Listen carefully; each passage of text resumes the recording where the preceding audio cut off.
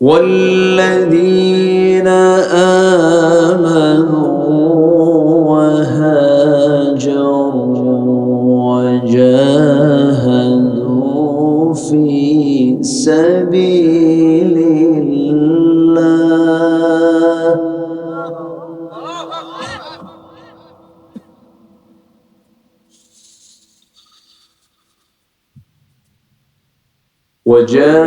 وجاهدوا في سبيل الله والذين آووا ونصروا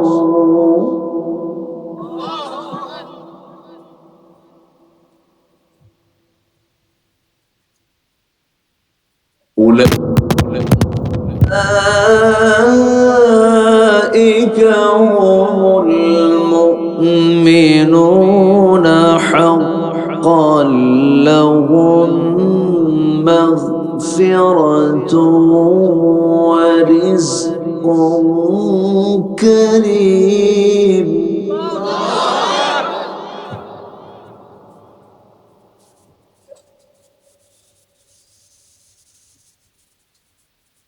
والذين آمنوا من بعد وهاجروا وجاهدوا معكم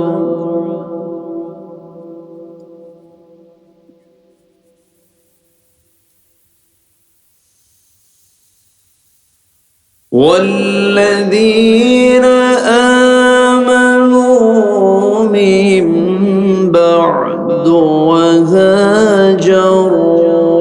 وجاهدوا معكم فأولئك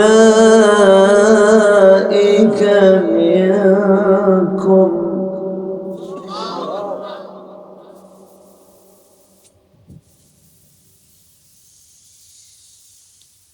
وأولو الأرحام بعضهم أولى ببعض في كتاب الله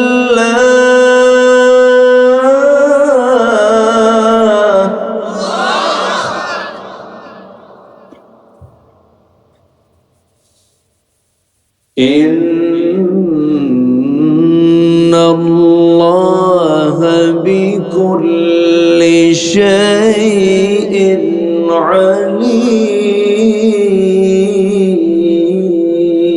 عليم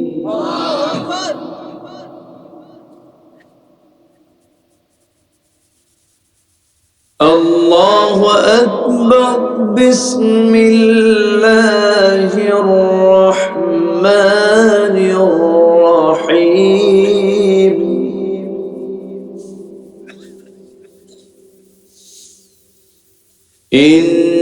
إن الله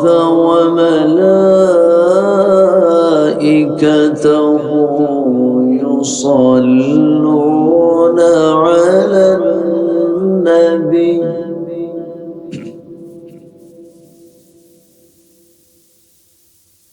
يا أيها الذين آمنوا صلوا عليه وسلموا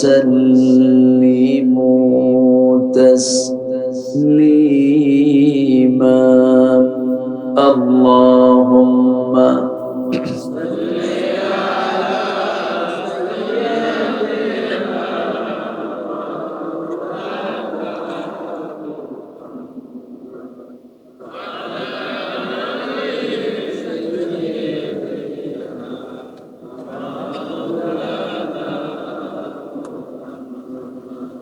তায়েফের কথা ভেবে কাঁদে শুধু দোনয়ন এমন দরদি পেতে কাঁদে মন অনুক্ষণ কাঁদে মন অনুক্ষণ ওহুদে দাঁত হারাম আহমদ যখন লৌহ মাখা কিয়ামতে উঠবে তখন, জিহাদ না করে কিভাবে দেখাবে তুমি চাঁদ চেহারা রূপে ওয়াতুল।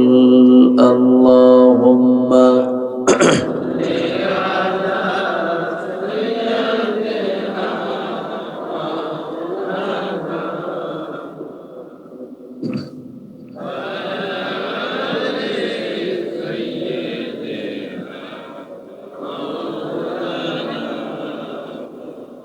সবাই বলুন বালাগাল উলা বিকামালিহি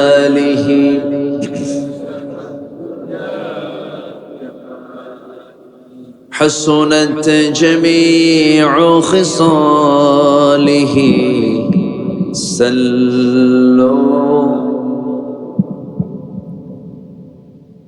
سورة يوسف بداري حكمة لقمان ما قارئ قرآن باري يهدي لساد مان ما بلغ العلا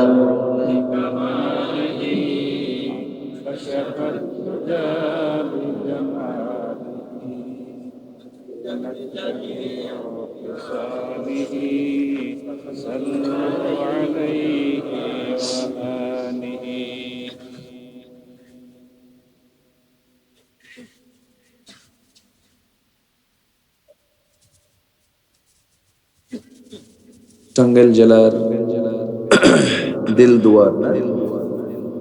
দিলদুয়ার উপজেলার বেংরাইল সরকারি প্রাইমারি স্কুল মাঠে অনুষ্ঠিত পূর্বপাড়া জায়ে মসজিদ মাহফিল ইন্তেজামিয়া কমিটি কর্তৃক আয়োজিত আজকের এই 13তম তাফসীর মাহফিল 2023 দুদিন ব্যাপী প্রোগ্রামের সমাপনী দিবসের সম্মানিত সুযোগ্য সভাপতি জনাব জসিম উদ্দিন মুন্সি সাহেব, আজকের এই প্রোগ্রামের বরেণ্য অতিথিবৃন্দ, আজকের এই দ্বিতীয় দিবসের সম্মানিত সভাপতি, উদ্বোধক, সম্মানিত মেহমানবৃন্দ, সুশীল সমাজ, বিশেষ করে আমার পূর্বে কথা বলেছেন নন্দিত আলেমে দ্বীন মাওলানা শেখ মুতালিবুর রহমান বেলালী হাফিজাহুল্লাহ, উপস্থিত আজকের মাহফিলের প্রধান আকর্ষণ, যাদেরকে নিয়ে আজকের এই সাজানো গোছানো বর্ণাঢ্য আয়োজন, তাওহীদের পতাকাবাহী, কালেমার ঝান্ডাবাহী, দ্বীন ইসলামের নরসারদুল বীর মুজাহিদ, প্রাণ প্রিয় সম্মানিত দ্বীনি ভাইরা, আড়ালে বসে আছেন শ্রদ্ধেয়া সম্মানিতা মা বোনেরা। আলোচনার সূচনায় আনুষ্ঠানিকতার মধ্য দিয়ে আমার পক্ষ থেকে আবারও দিল খোলা সালাম, আসসালামু আলাইকুম ওয়া রাহমাতুল্লাহি ওয়া বারাকাতুহু। সবাই কেমন আছেন? আমাকে প্রশ্ন করলেন, আল্লাহ তাআলা আমাকে আপনার মতোই আপনার কাতারেই রেখেছেন। বলছি আলহামদুলিল্লাহ। সম্মানিত হাজিরিন, সারাদিনের সকল কাজকর্মের ইতি টেনে ক্লান্ত শ্রান্ত দেহটাকে স্বস্তি দেবার জন্য আমরা যখন ধীরে ধীরে বিছানার দিকে যাব, ঠিক সেই মুহূর্তে আমরা বসে আছি কোরআনের টানে, জান্নাতের বাগানে। যে মনিব আমাকে আপনাকে এমন সুন্দর আয়োজনে আসার বসার তৌফিক দিলেন, সেই মহান রবের শানে বলে উঠছি আলহামদুলিল্লাহ। আবারও বলছি আলহামদুলিল্লাহ। চিৎকার মেরে বলছি আল্লাহুম্মা ইন্নী আসআলুকা আল হুদা والتقى والعفاف والغنى সবাই বলি আল্লাহুম্মা লাকা আসলামতু ওয়া বিকা আমানতু ওয়া আলাইকা তাওয়াক্কালতু। আমরা আল্লাহ তাআলার শুকর আদায় করে নিলাম। সম্মানিত উপস্থিতি, আমার আগে আমার পূর্বের মেহমান দীর্ঘ লম্বা সময় তিনি কথা বলেছেন। শেষ ক্লাসে এসে ভাঙ্গাচূড়া কিছু কথা বলতে চাচ্ছি। আমাকে সময় দেওয়া যাবে তো?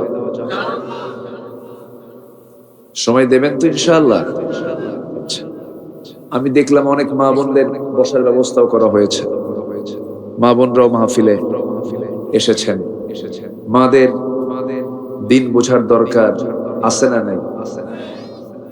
কোরআন কি শুধু পুরুষের জন্য? নারী পুরুষ সবার জন্য। হুদাল লিন্নাস ওয়া বাইয়িনাতিন মিনাল হুদা ওয়াল ফুরকান, সবার জন্য। হাদা বায়ানুল লিন্নাস, সুস্পষ্ট বাণী হলো মানব জাতির জন্য। তা আমি খুবই খুশি হয়েছি মেয়েদের, মাদের, তাদেরও দিন বোঝার একটা পরিবেশ আপনারা রেখেছেন, আলহামদুলিল্লাহ। আমি আলোচনার সূচনায় মুকাম্মিল নিজামে হায়াত, complete and balanced core of life, আসমানি গ্রন্থ, কালজয়ী কিতাব আল কোরআন আল কারীমের গুরুত্বপূর্ণ একটি সূরা সূরাতুল আনফাল থেকে আমি শেষ দিকের দুটি আয়াত আমি তেলাওয়াত করেছি। দুটি আয়াতকে সামনে রেখে কিছু কথা আমি বলতে চাচ্ছি। ওমা তাওফীকি ইল্লা বিল্লাহ আলাইহি তাওয়াক্কালতু ওয়া ইলাইহি উনীব। সম্মানিত ভাই সব, একটু আগে আসলে ভালো হতো। তো অবরোধ তো চলছে, আবার অবরোধ সামনের সপ্তাহে। মাঝখানে দুদিন একটু মানে ছাড় দেওয়া হয়েছে। রোডঘাটে মানুষের একটা উপচে পড়া ভিড়ের কারণে, একটু জ্যামে আটকা পড়ার কারণে একটু দেরি হয়ে গেছে, বিলম্ব হয়েছে। সম্মানিত হাজিরিন, আবার যে রাস্তায় আসলাম টাঙ্গাইল থেকে, কোন দিক দিয়ে আসলাম, এ তো ফুলসিরাত ফিল, মানে এটা রাস্তা নাকি মানে এটা আমি বুঝলাম না কিছু। যে আমরা এত স্মার্ট হয়ে গেছি, স্মার্ট তাই না, ডিজিটাল স্মার্ট, এত কিছু হলাম, ওভার স্মার্ট হলাম, কিন্তু রাস্তার হালত এরকম। যাই হোক, রাস্তাটা যেন স্মার্ট হয়, তাই না, যে আমরা এটা আশা করি। সম্মানিত হাজিরিন, মহান রব্বুল আলামিন যুগে যুগে মানুষের হেদায়েতের জন্য আল্লাহ তাআলা পয়গম্বর পাঠিয়েছেন বিভিন্ন কওমের জন্য। পৃথিবীর প্রথম মানুষ নবী ছিলেন। কি ছিলেন বলেন তো? নবী ছিলেন। পৃথিবীর প্রথম মানুষই নবী এবং বিজ্ঞানী ছিলেন। ওয়াল্লামা আদামাল আসমাআ কুল্লাহা, আল্লাহ তাআলা তাকে সকল কিছুর নামের শিক্ষা দিয়েছেন। তো প্রথম মানুষ, তিনি প্রথম নবী, এবং তিনি খালি হাতে আসেন নাই। আল্লাহ তাআলা তাকে খালি হাতে পাঠান নাই। قلنا اهبطوا منها جميعا فإما يأتينكم مني هدى فمن تبع هدايا فلا خوف عليهم ولا هم يحزنون। তো এই ধারাবাহিকতায় সর্বশেষ নবীর কাছে সর্বশ্রেষ্ঠ একটি কিতাব নাজিল হয়, যেটা কিয়ামত পর্যন্ত আল্লাহ তাআলা ব্যালেন্স করে দিয়েছেন, যে কিতাবের কোনো সংযোজন, সংকোচন, পরিবর্ধন, ইফরাত, তাফরিদ, মর্জি মতো খাটো লম্বা করার কোনো সুযোগ নাই। সেই কিতাবের নাম কি বলেন তো? এটা এমন একটি কিতাব, লেখক লেখা শিখবে এই কিতাব থেকে পাবে, কবি কবিতা নেবে এর থেকে পাবে, চিকিৎসক চিকিৎসা নেবে এর মধ্যে থেকে পাবে, গবেষক গবেষণা নেবে এর থেকে পাবে, বিজ্ঞানী বিজ্ঞান নেবে পাবে, আকাশ বিজ্ঞানে আকাশ তত্ত্ব নেবে পাবে, সমুদ্র জগতের তথ্য পাবে। এক কথায় মানব মণ্ডলীর জন্য এমন কোন সাইড নাই যা বাদ পড়েছে। জোরে বলি সুবহানাল্লাহ। আমার সম্প্রতি একটা সফর ছিল, কাতারে গিয়েছিলাম। আমার হাশেম ভাই আছেন তো না? আচ্ছা, হাশেম ভাইয়ের সঙ্গে আমার অনেক আগের পরিচয়। উনি যখন মদিনায় পড়াশোনা করতেন সে সময় থেকে তার সঙ্গে আমার পরিচয়। আমি আজকে কোথায় কি অবস্থায় আছি বারবার খবর রাখছিলেন। এরপর হাবিব কোথায়, হাবিব আছে তো না? আলহামদুলিল্লাহ। আল্লাহ তুমি সবাইকে দ্বীনের জন্য কবুল করো, জোরে বলি আমিন। তো আমি কাতারে আমার সফর ছিল। তো 20 সেপ্টেম্বর গত আমি দেশে ফেরার পথে বিমানের সিটে চড়ে উইন্ডো সাইডে বসে, জানলার সাইডে বসে বিশাল মেঘমালা দেখছি। এই বিশাল মেঘমালার যে একটা স্তর, ভাবলাম যে এই বিশাল মেঘমালা আল্লাহ তাআলা কেমনে ঝুলায় রেখেছে। আল্লাহু আকবার, কেমনে ঝুলায় রাখলো। আচ্ছা, এটার কি কোনো ওজন আছে? চিন্তা করতেছে। চিন্তা করতে করতেই দেখি যে এটা বের হয়ে আসলো। বিজ্ঞান বলছে, আকাশ জগৎ নিয়ে যারা গবেষণা করেন তারা বলতেছে কিউমুলাস নামে কিছু মেঘমালা আছে যার ওজন হলো 200 টন।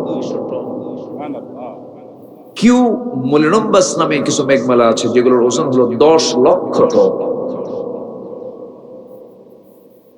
এই বিশাল ওজনের এই মেঘমালাকে মহাশূন্যে ঝুলিয়ে রেখেছেন তিনি কে? যদি ছেড়ে দিতেন সব শেষ হয়ে যেত। এটা তো বিজ্ঞান বলল।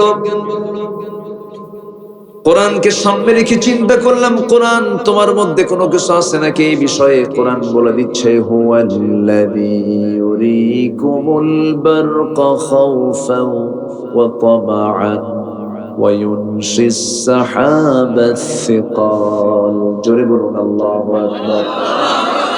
সূরাতুর রা'দ আয়াত নম্বর 12। 30 মহান রব যিনি তোমাদেরকে বিদ্যুৎ দেখান ভয়ের জন্য, আসার জন্য, এবং উত্থিত করেন মহাশূন্যে ঘন ভারী মেঘমালা। জোরে বলি সুবহানাল্লাহ। ঘন এবং ভারী মেঘমালা কে মহাশূন্যে উত্থিত করেন? আল্লাহ। উঠান কে? আল্লাহ। এটাকে ব্যালেন্স করে রেখেছেন কে? আল্লাহ। এইরকম করে আপনি কিতাবের ভিতর থেকে আপনি কোন তথ্যটা নিবেন সব আল্লাহ বলে দিয়েছেন। পৃথিবীর একটা আলোচিত থিওরি হলো বিগ ব্যাং থিওরি। এই পৃথিবী এবং আকাশটার মাঝে যে মহাশূন্য, এই মহাশূন্য আগে ছিল না। বিগ ব্যাং থিওরিতে প্রমাণ করেছে আজকের বিজ্ঞানীরা দুটো একসঙ্গে লাগানো ছিল। আল্লাহ তাআলা এটাকে বিশাল বড় ধাক্কার মধ্য দিয়ে মহাশূন্য তৈরি করেছেন। সূরা আম্বিয়ার ভিতরে আজ থেকে 1500 বছর আগে আল্লাহ রাব্বুল আলামিন তা জানিয়ে দিয়েছেন। বিজ্ঞান কি প্রমাণ করলো না? কোরআন থেকে ধার নিল। কোরআন থেকে ধার নিল। ফাফাতাকনাহুমা রাতকান ফাফাতাকনাহুমা ওয়া জাআলনা মিনাল মাই কুল্লি শাইইন হাইয়্যিন। বিশাল ধাক্কার ভিতর দিয়ে এই মহাশূন্য তৈরি হয়েছে।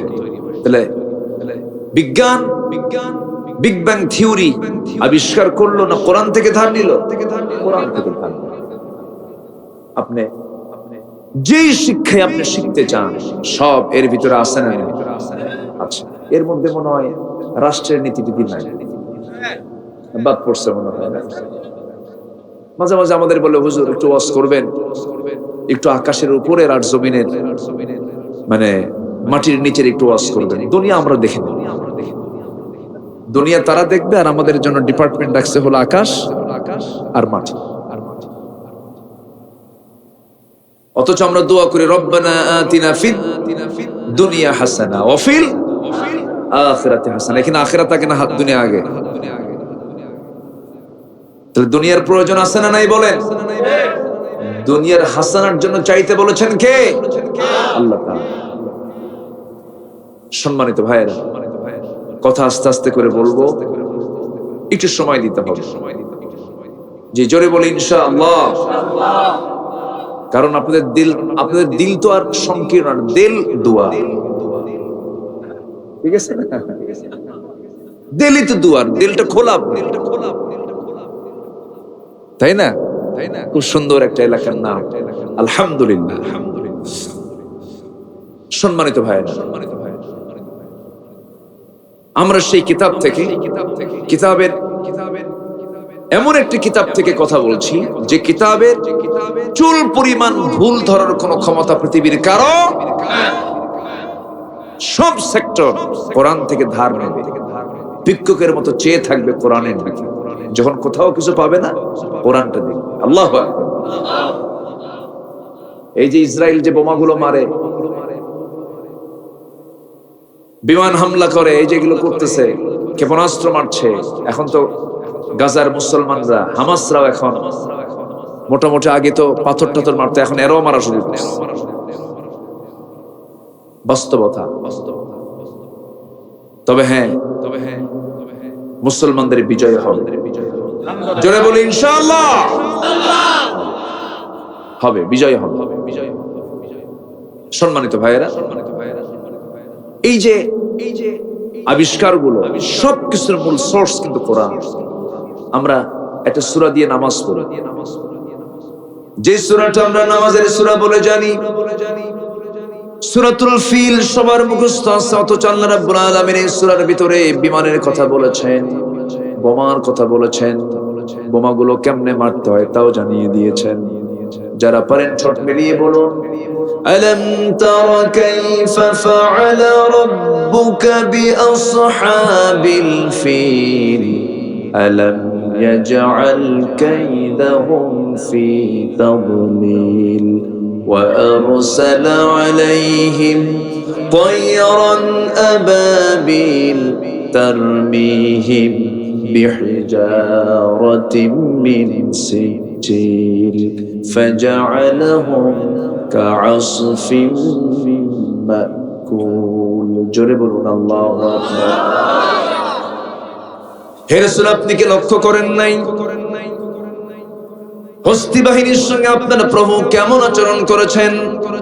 তাদের কি সমস্ত চক্রান্তকে বুমেরাং করে দেন নাই, বানচাল করে দেন নাই? তাদেরকে নেস্তানাবুদ করার জন্য তিনি আবাবিল নামক যুদ্ধ বিমান পাঠিয়েছেন, যার মধ্যে দুটা করে বোমা ছিল, সিজ্জিল নামক বোমা বহন করেছে। আবাবিল নামক কি বলেন? বিমান। পাখি তো বিমানই। এই যে পাখিটা ওড়ে, পাখির ছোট্ট মাথা, বাবুই পাখি, ওর মধ্যে মোটর দানার মতো যে ইটা আছে, কি বলে, মাথার ভিতরে যে মগজটা আছে, ওর মধ্যে বিমানের যত পার্টস আছে, যে সিস্টেম গুলো আছে, ওখানে অটোমেটিক আল্লাহ তাআলা প্রত্যেক পাখির মধ্যে সেই সিস্টেমটা চালু রেখেছে। শুধু দুনিয়ার বিমানগুলো ইমিগ্রেশন ক্রস করে বিভিন্ন নিয়ম কানুন মেনে উঠতে হয়, আর পাখি ওর মনের সুখে ওড়ে। সুবহানাল্লাহ। ওরা আরো আপডেট, তাই না? ওরা যখন তখন চড়ে, আর আমরা তো যখন তখন চড়তে পারি না। সে আবাবিল নামক বিমানটা পাঠালেন, প্যাসেঞ্জার বহন করে নাই, যুদ্ধ বিমান এটা ছিল, দুইটা করে বোমাও ছিল। সেই বোমাগুলো তারমিহিম বিহিজারাতিন মিন সিজ্জিল, সেই বোমাগুলো উপর থেকে মারা হলো। বোমা যে উপর থেকে মারতে হয়, এই কৌশল, এই পদ্ধতি কোন কিতাবে আছে বলেন? কোন কিতাবে? সবই তো আছে। কিন্তু মুসলমান আজকে ওই দিকের ফিকির না করে শুধু ফিতনার ফিকির করে। কেমন? ফরজ নামাজের পরে মোনাজাত করব কিনা, কোরআন গবেষণা করে এটাই খুঁজে পাইছে। তারাবির নামাজ কয় রাকাত পড়ব? 8 রাকাত না 20 রাকাত? প্রয়োজনে 10 মসজিদ বানাও। আছে না নাই বলেন? রাসূল নূর মাটি, এটি নিয়ে মারামারি লাগে। এরপরে বিতের নামাজ নিয়ে মারামারি লাগে। এগুলো তো দিনের কোনো বড় বিষয়। আমিন আসতে বলেন, জোরে বলেন। যদি কেউ নাও বলে তাও তো নামাজ হয়ে যাও। কি আলেম ওলামা এখানে আছেন না? আপনি আছেন। অথচ এগুলো নিয়ে আমাদের সমাজে ফিতনা আছে না নাই? আসতে বলবেন না, আছে না নাই? আমাকে যদি বলা হয় মুসলিম বিশ্বের জন্য আজকে সবচাইতে বড় সংকট কোনটা, আমি বলে ফেলবো 1 নাম্বার, সেটা হলো মুসলিম ভ্রাতৃত্বের সংকট। সবচেয়ে বড় ক্রাইসিস আজকে এটা। অথচ তারা কি দেখে না, ইন্নামাল মুমিনুনা ইখওয়া ফাসলিহু বাইনা আখওয়াইকুম ওয়াত্তাকুল্লাহ? তাদের চোখে কি এটা পড়ে না এই আয়াতগুলো? আমার বন্ধুগণ, অথচ আল্লাহ রাব্বুল আলামিন বান্দাদেরকে কেমন দেখতে চান দেখেন, ওয়াল মুমিনুনা ওয়াল মুমিনাতু বা'দুহুম আউলিয়াউ বা'দ ইয়া'মুরুনা বিল মা'রুফি ওয়া ইয়ানহাউনা 'আনিল মুনকার ويقيمون الصلاة ويؤتون الزكاة ويطيعون الله ورسوله أولئك سيرحمهم الله إن الله عزيز حكيم جربنا الله أكبر সূরা তাওবার ৭১ নম্বর আয়াতে মহান রব্বুল আলামিন বলেন, মুমিনরা হবে পরস্পরের ভাই ভাই হয়ে যাবে, বন্ধু হয়ে যাবে। তারা কি করবে? ভ্রাতৃত্বের প্রাচীর তৈরি করে তারা কি করবে? সৎ কাজের আদেশ দেবে, অসৎ কাজের বাধা প্রদান করবে, নামাজ কায়েম করবে, যাকাত আদায় করবে, জীবনের সব জায়গায় আল্লাহ এবং রাসূলের তার ইত্তেবা করবে, আনুগত্য করবে। আল্লাহ বলছেন এই সমস্ত কাজ করবে ও বান্দা, এই সমস্ত বান্দার উপরে আমি আল্লাহ রহমত নাজিল করে দেব। কার কথা? কার কথা? আল্লাহর কথা। আজকে মুসলমান শততা বিভক্ত হয়ে আছে। আজকে বেশি না, শুধু আরব গালফ যেটা আছে, আরব দেশগুলো যদি এক হয়, তেল আমরা কাউকে দেব না, সব তো শেষ। আসতে কোন কেন, জোরে কোন, ঠিক কিনা? শেষ হয়ে যায়। বড় আফসোস লাগে, বুকটা ফেটে যায়। ফিলিস্তিনে ওই সমস্ত শিশুদের আর্তনাদ দেখলে পরে, আব্বু কই যাও, এই যে বসো না, ও শুনবে না কারো কথা, ডাক পড়ে গেছে, যাও। আর কেউ যাবেন? আমার দিকে তাকান। তাহলে ওই ফিলিস্তিনি শিশু মা সন্তানকে কোলে নিচ্ছে, কোলে নিয়ে আছে। কোন শিশুকে? মাথার খুলি নেই। বাবা সন্তানের লাশ নিয়ে হাঁটতেছে, একটা পা নাই। কি চিত্র! আজকে নাকি আধুনিক দুনিয়া, আজকে নাকি মানুষ সভ্যতার চূড়ান্ত লেভেলে নাকি আছে। তথ্য প্রযুক্তির উৎকর্ষ সাধন হলেও মানুষের চরিত্র সীমা ঊর্ধ্বমুখী না নিম্নমুখী? নাই তো। আজকে যে স্বভাবগুলো কোনো পশু পাখির ভিতরে নাই, সেই স্বভাবগুলো আজকে মানুষের মধ্যে ঢুকে গেছে। কোন বিকৃত যৌনাচার কোন প্রাণীর মধ্যে পাবেন না। আজকে আমেরিকার মতো দেশে সমকামিতার আইন সংসদে তারা পাশ করে। জোরে বলেন নাউযুবিল্লাহ। সম্মানিত ভাইয়েরা, আমরা মুসলমান, আমরা বড় ভাগ্যবান, বলি আলহামদুলিল্লাহ। কিন্তু এই মুসলমানিত্ব টিকে রাখার দরকার আছে না নাই? আছে না নাই? টিকে রাখতে হবে। আমরা মুসলমান হয়েছি না মুসলমানিত্ব পাইছি? ঈমান আনছি না ঈমান পাইছি? পাইছি। ঈমান আনছেন তো সাহাবীরা। খলিফা ওমর ফারুক রাসূলকে মারতে গেছেন, কোরআন পড়ে কি আনছেন? কি আনছেন বলেন? আর আমরা কি পাইছি? রেডিমেড একজন টাঙ্গাইল তো, খুব সচেতন লোক আপনারা, আলহামদুলিল্লাহ, খুব ভালো।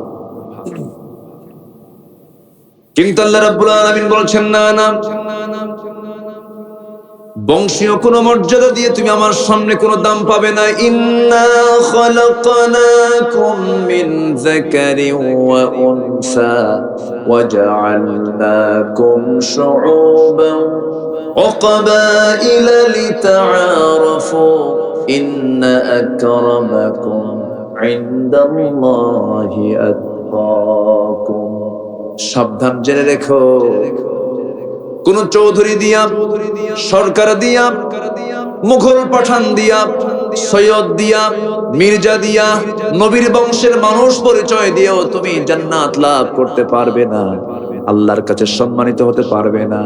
আল্লাহর কাছে সম্মানিত বান্দা যদি হতে চাও, তাকওয়ার মতো বড় গুণ তোমার মধ্যে তুমি জাগ্রত করে ফেলো। কার কথা, কার কথা? তাই যদি হতো, নূহ আলাইহিস সালামের ছেলে কেনান তো জান্নাত পেয়ে যেত। তাই যদি হতো, ইব্রাহিম আলাইহিস সালামের বাবা জান্নাত পেয়ে যেত। কিন্তু নবীর ছেলে হয়েও লাভ নাই, নবীর বাপ হয়েও লাভ নাই, নবীর চাচা হয়ে লাভ নাই, ঈমান যদি না থাকে। ঠিক কি না? ঈমান থাকতে হবে সবার পরে না সবার আগে। দান করেও তো লাভ নাই ঈমান যদি না থাকে। এখন তো দানের দিক থেকে অন্য ধর্মের মানুষও তো পিছায় নাই। বিল গেটস, বিশ্বের একজন সেরা ধনীদের একজন, বিল গেটস, তার সমস্ত সম্পত্তির নাকি বিশাল একটা অংশ সে রেড ক্রসকে দান করেছে। বিশাল দান, তার লাভ তো নাই। কি নাই? আসতে বলবেন না, কি নাই?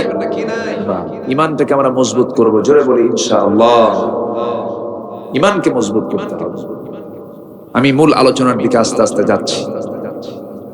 ঈমান, কিন্তু আমার দেশে এমন লোক আছে নামই হলো ঈমান আলী। কম কথা, ঈমান আবার আলী, কিন্তু নামাজ পড়ে না। কি পড়ে না? নামাজ পড়ে না।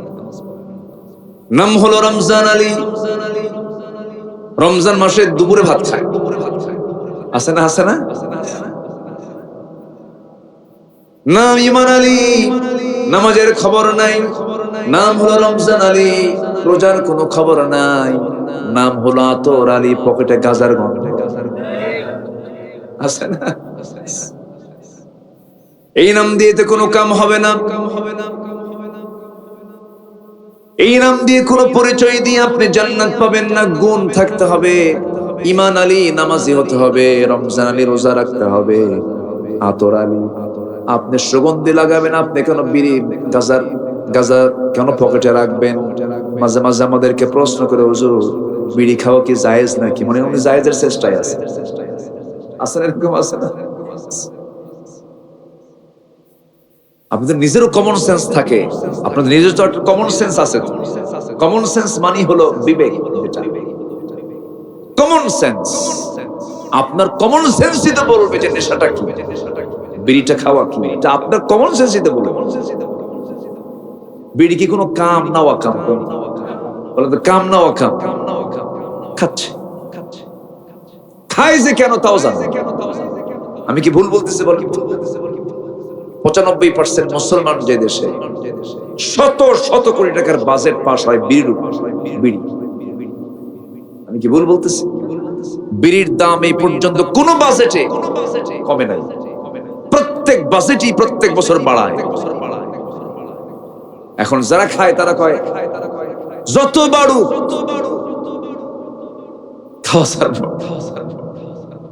খাই মরবো। রাগ করতেছেন নাকি আপনারা? এই হলো আমরা মুসলমান, আমাদের হাল।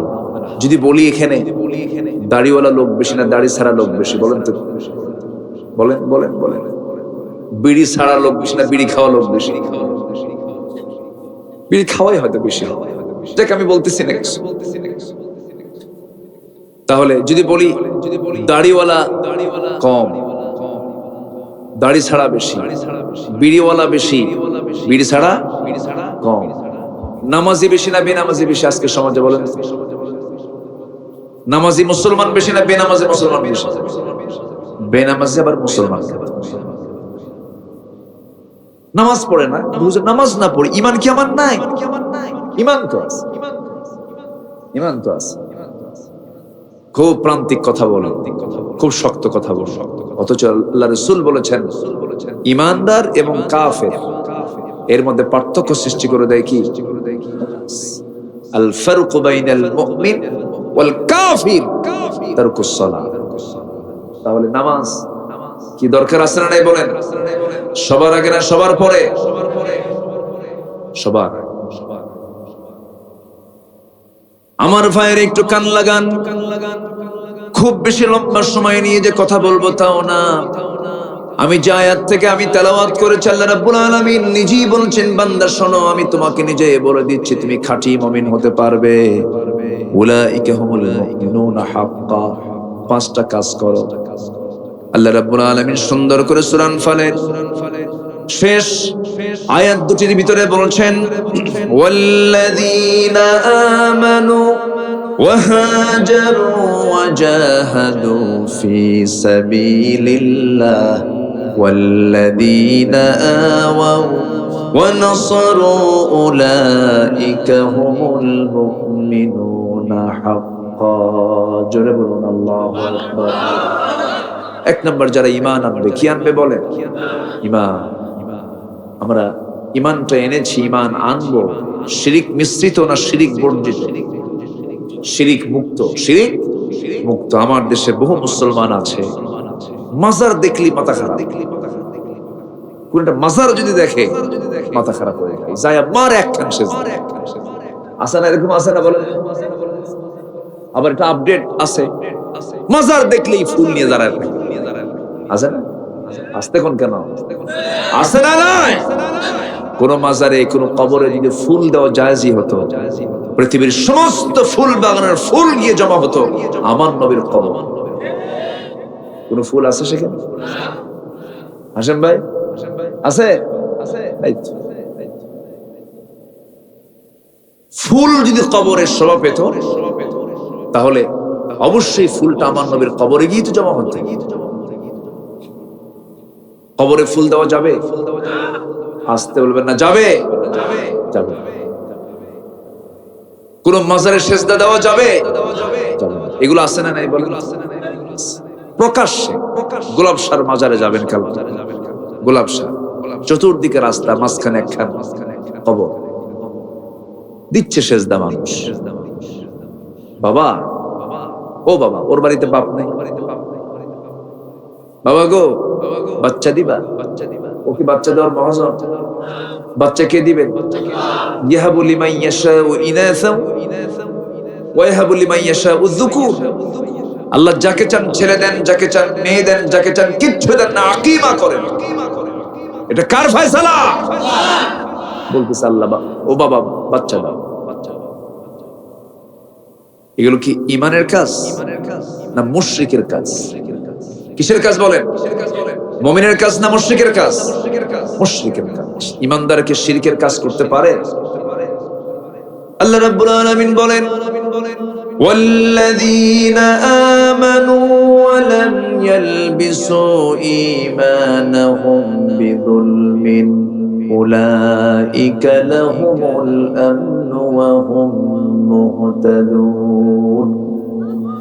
ঈমান যারা আনবে, ওয়ালাম ইয়ালবিসু ঈমানাহুম বিযুলমিন, ঈমানটাকে যারা জুলুম দ্বারা আচ্ছাদন না করবে, জুলুম আয় শিরক, শিরক দ্বারা যারা আচ্ছাদন না করবে, শিরক মুক্ত যারা ঈমান আনবে তারাই হবে, তারাই আল্লাহর তারাই আল্লাহর পছন্দের বান্দা হবে, তারাই নিরাপত্তা পাবে।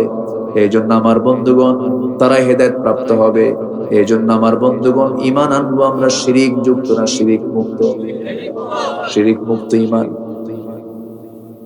তোমার গুনাহ আলানাস সামা, তোমার গুনাহ আকাশ ছেয়ে গেছে, বিকরাবিল আরদিল খাতায়া, গোটা জমিন ছেয়ে গেছে। There is no problem. আল্লাহ তুশরিক বি শাইআন, আমার কাছে শিরক মুক্ত হয়ে আসো, আমি তোমার সমস্ত গুনাহ মাফ করে আমি তোমাকে জান্নাত দিয়ে দেব। গুনাহ তো হবেই।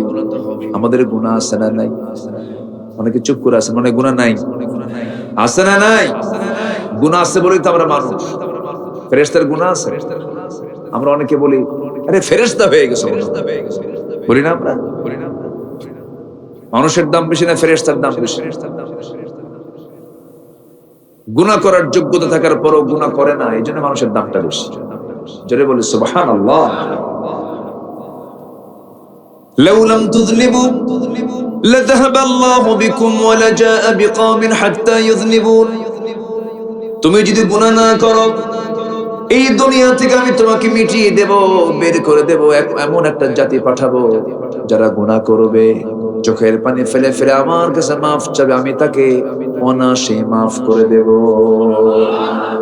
আজকে থেকে গুনাহ শুরু হয়ে যাবে, এরকম কিছু নাকি? আবার আল্লাহ তাআলা এগুলো আশার বাণী দিয়েছেন।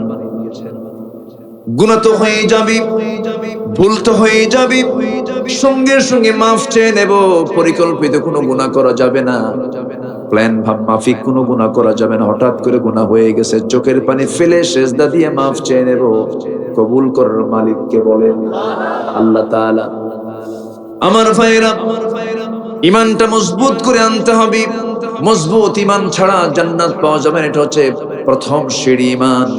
সেই ঈমানটার ভিতরে কোনো গলত রাখা যাবে না, ভুল রাখা যাবে না, সংশয় রাখা যাবে না, কোনো ডাউট রাখা যাবে না। এমন ঈমানদার আমার দেশে আছে, আল্লাহর নিয়মে সে নামাজ পড়তে চায় কিন্তু আল্লাহর নিয়মে সমাজ চালাতে চায় না। আছে না নাই? তার ঈমান কি পরিপূর্ণ নাকি? পরিপূর্ণ? আমার একটু হক কথা বলতে নিলেই অনেকের গায়ে জ্বালা পড়া শুরু হয়। এরকম কিছু লোক আছে না, বলে কোরআনের আইন তো মধ্যযুগীয়। মধ্যযুগীয় মানে কি জানো? কোরআনের আইনকে তারা ভুল ধরছে, বলতেছে না এই বিধান এখন আজকের সমাজে চলতে পারে না। যে মুসলমানের মুখ থেকে এমন জাতীয় কথা বলে তার কি ঈমান আছে না গেছে? ঈমান চলে গেছে। এমন একটা সময় আসবে, সকালবেলা ঈমানদার, বিকালবেলা কাফের। ইউসবিহু মুমিনান ওয়া ইউমসি কাফিরান। সকালবেলা তার ঈমান থাকবে, বিকালবেলা কি হবে? কাফের হয়ে যাবে। এই সময় তো আমরা আজকে লক্ষ্য করছি। কষ্ট পাচ্ছেন নাকি আপনারা? আলোচনা চালিয়ে যাই, জোরে বলি ইনশাআল্লাহ। 5টা কাজ করো, আল্লাহ সার্টিফিকেট দিচ্ছেন, এরাই হলো খাঁটি মুমিন। জোরে কোন সুবহানাল্লাহ। মুমিনুনা হাক্কান, খাঁটি মুমিনরা। আমার ভাইরা, ঈমান তো এনেছি আমরা, কিন্তু ঈমানকে লালন করতে হবে, ঈমানের যত্ন নিতে হবে, ঈমানের পরিচর্যা করতে হবে। একটা বাগানকে আপনি যদি সাজাতে চান, পরিচর্যা করার দরকার আছে না নাই? বলে বানাতে কোনো পরিশ্রম লাগে না, এমনি এমনি জঙ্গল হয়ে যায়, হাত দেওয়া লাগে না। কিন্তু আপনি যদি একটা বাগানকে সুন্দর করে সাজাতে চান, সেখানে পরিচর্যার প্রয়োজন, সুন্দর করে সেখানে যত্নের প্রয়োজন। আমার বন্ধুগণ, আল্লাহ তাআলা জান্নাত দিবেন, সেই জান্নাতটা পাওয়ার জন্য পরিচর্যার প্রয়োজন আছে না নাই? সর্বনিম্ন জান্নাত দেওয়া হবে 10টা পৃথিবীর মতো একটা জান্নাত। জান্নাত মনে ছোট হয়ে গেছে, জোরে বলেন না ভাই সুবহানাল্লাহ। কয়টা পৃথিবী? এই যে সর্বনিম্ন, এটা নিম্নমানের যে জান্নাত। জান্নাত কয়টা বলেন তো? 8টা। মোট কয়টা বলেন? 8টা। এগুলো কোরআনে আছে না? আমরা শিখে নেব সবাই, জোরে বলি ইনশাআল্লাহ।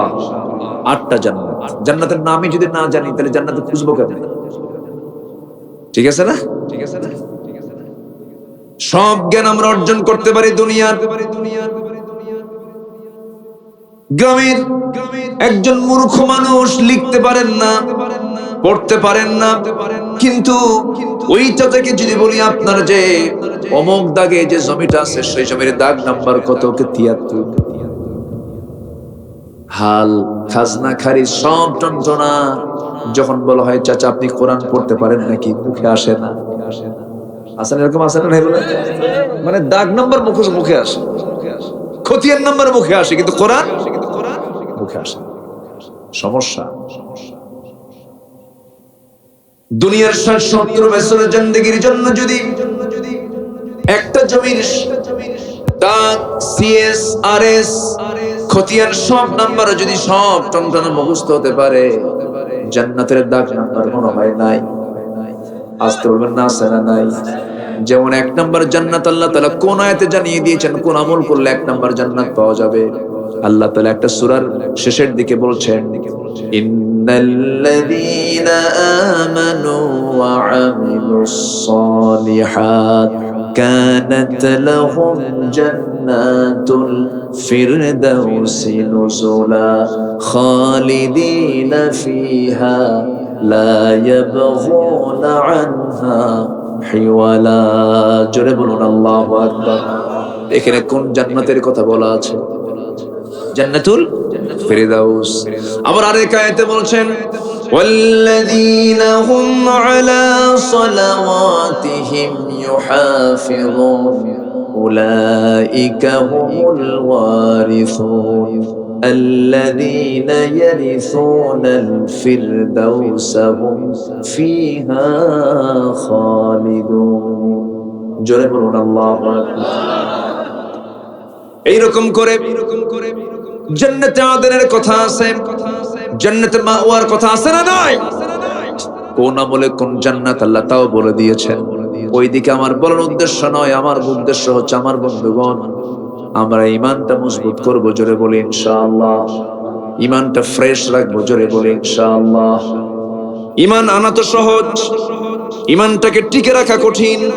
এইজন্য আল্লাহ রাব্বুল আলামিন আরেক জায়গায় বলছেন, ইন্নাল্লাযীনা ক্বালু রাব্বুনাল্লাহু সুম্মা ইসতাকামু তাতানাজ্জালু আলাইহিমুল মালায়েকা আল্লা তাখাফু ওয়া লা তাহজানু ওয়া আবশিরু বিল জান্নাতিল্লাতী কুনতুম তুআদুন। জোরে বলুন আল্লাহু আকবার। আমি যে একটু ঘন ঘন আয়াত বলতেছি, বিরক্ত হচ্ছেন নাকি? আয়াত যত বেশি বরকত তত বেশি। আমার দেশে এমন ওয়াজ আছে 2 ঘন্টা কথা কয়, একটা আয়াত কয় না, আছে না নাই?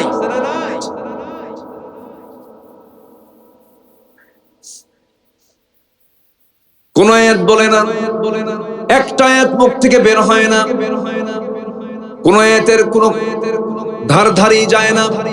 আবার এমনও কিছু শ্রোতা আমার দেশে আছে, তার আয়াত সারে ওয়াজ শুনে, আসে না নাই বলে।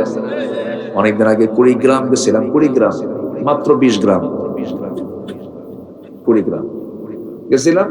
আমি এরকম করে একটু ঘন ঘন আয়াত বলতেছি, মাঝে মাঝে এক মুরব্বী দাঁড়ায় বলে, হুজুর একটু বাংলা কর। কি মুশকিল, বলতেছে হুজুর আপনি একটু বাংলা বলেন। আরবি তো বুঝি না, এখন কোরআন কি বাংলা না আরবি বলে? আরবি বলতে হবে, বলতে হবে। এজন্য শ্রোতাও হওয়া উচিত একটু মানে, মুসলমান তো মানের হওয়া উচিত। কোরআন শুনতে আসলে ধৈর্যের দরকার আছে না নাই? যখন দেখবেন আপনি কোরআনের মাহফিলে বসে আপনার যদি মজা না আসে, তখন ভাবতে হবে শয়তান আপনাকে ওয়াসওয়াসা দিচ্ছে। বসে থাকতে হবে। আমরা থাকবো না ইনশাআল্লাহ? আরেকটু সারা রাত থাকবেন? এত হিম্মত আপনাদের? আচ্ছা দেখা যাক, আমি চলে যাব। খুব ভালো, এত সুন্দর মানুষ, আলহামদুলিল্লাহ বলে। 5টা কাজের 1 নম্বর কাজ হলো ঈমান আনা। ঈমান জানতে হবে, সুম্মা ইসতাকামু, টিকে থাকতে হবে। আমার নবীজির দাড়ি পাকতেছিল, আম্মা জান আয়েশা বলছেন, ইয়া রাসূলুল্লাহ আপনার দাড়ি পাকলো? রাসূল বলছেন, আমার একটা আয়াত আমার দাড়িকে পাকিয়ে দিয়েছে, বুড়া বানায় দিয়েছে। ফাস্তাকিম কামা উমিরতা। হে রাসূল, আপনাকে যে আদেশ করা হয়েছে তার উপর আপনি অটল থাকেন, এই আয়াত আমাকে বুড়া বানায় দিয়েছে। ঈমান আনা এবং তারপর কি? টিকে থাকা, টিকে থাকতে হবে। আমার দেশে ডাবল স্ট্যান্ডার্ড কিছু লোক আছে, নামাজও পড়ে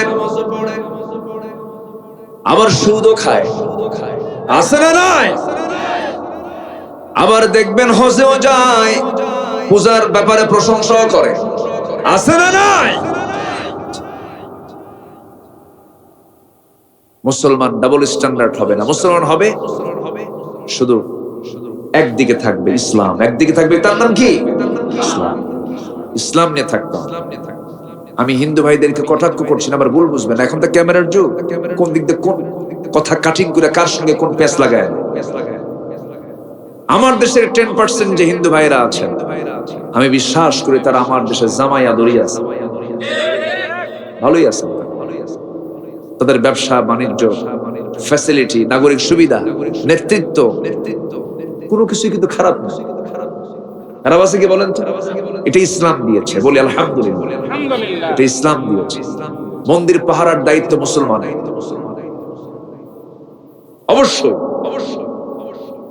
হিন্দু হিন্দুদের মন্দির মুসলমানের অধীনে থাকলে, মুসলমান নিয়ন্ত্রণে থাকলে মুসলমান তার পাহারা দেবে, দায়িত্ব। কিন্তু এর মানে এটা নয়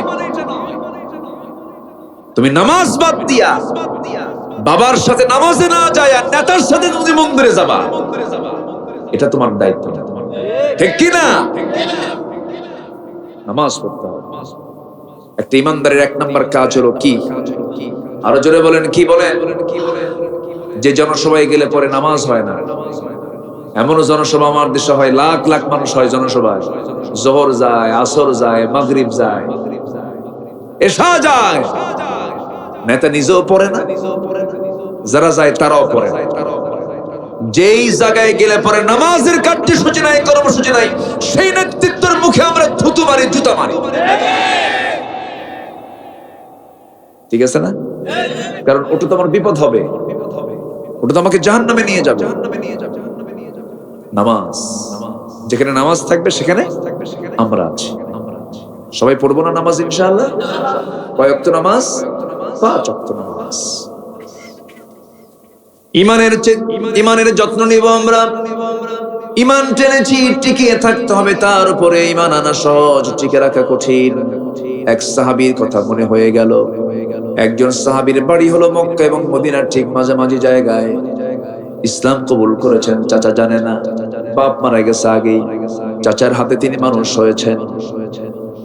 এতিমকে লালন পালন করেছে চাচা, বড় হয়ে কালেমা পড়ে মুসলমান হয়ে গেছেন। সঙ্গে সঙ্গে চাচা বলতেছে, আমার ভাতিজা শুনলাম তুমি নাকি কালেমা পড়েছো, ঈমান এনেছো। এবার ভাতিজা বলছে, চাচা আপনার শুনতে হবে কেন? আপনি দেখেন, আশহাদু আল্লা ইলাহা ইল্লাল্লাহু ওয়াহদাহু লা শারীকা লাহু ওয়া আশহাদু আন্না মুহাম্মাদান আবদুহু ওয়া রাসূলুহু। এই কথা বলার সঙ্গে সঙ্গে চাচা তেলে বেগুনে খেপে গেল, রেগে গিয়ে বলছে, তুই কি জানিস এটার ফলাফল কি হতে পারে? চাচা বলেন, কি হতে পারে? সমস্ত সম্পত্তি আমি তোর থেকে জোর করে নিয়ে নেব। এবার ভাতিজা বলে, চাচা জোর করে নেওয়ার দরকার নাই, আমি যে ঈমান নামক দৌলত পেয়েছি দুনিয়ার সব দিয়ে দেব, কিন্তু ঈমানটা আমি দেব না। আমার ভাইরা, চাচা খেপে গিয়ে রেগে গিয়ে থাপ্পড় মেরে তার সবকিছু ছিনতাই করে নিয়ে নিল। এমনকি গায়ের জামাটাও টেনে ছিঁড়ে তার জামাটা খুলে বের করে নিল। এরপরে বলল, তোর লুঙ্গিটা খুলে দে। লুঙ্গিটাও জোরপূর্বক খুলে নেওয়া হলো, উলঙ্গ করে ঘর থেকে বের করে দেওয়া হলো। ঈমান শুধু এনেছেন, ঈমান শুধু এনেছেন। মার সামনে গিয়ে বলে, মা আমার দিকে তাকায়ও না, আমার চাচা আমাকে ঈমান আনার কারণে আমাকে সব থেকে বঞ্চিত করে দিয়েছে, আমার কোনো দুঃখ নাই। ও মা, আমাকে তুমি একটা চাদর দাও, সতরটা ঢেকে নেই। সতরটা ঢাকলেন। এবার বলছে, মা আমি আমার নবীর দরবারে চলে যাচ্ছি।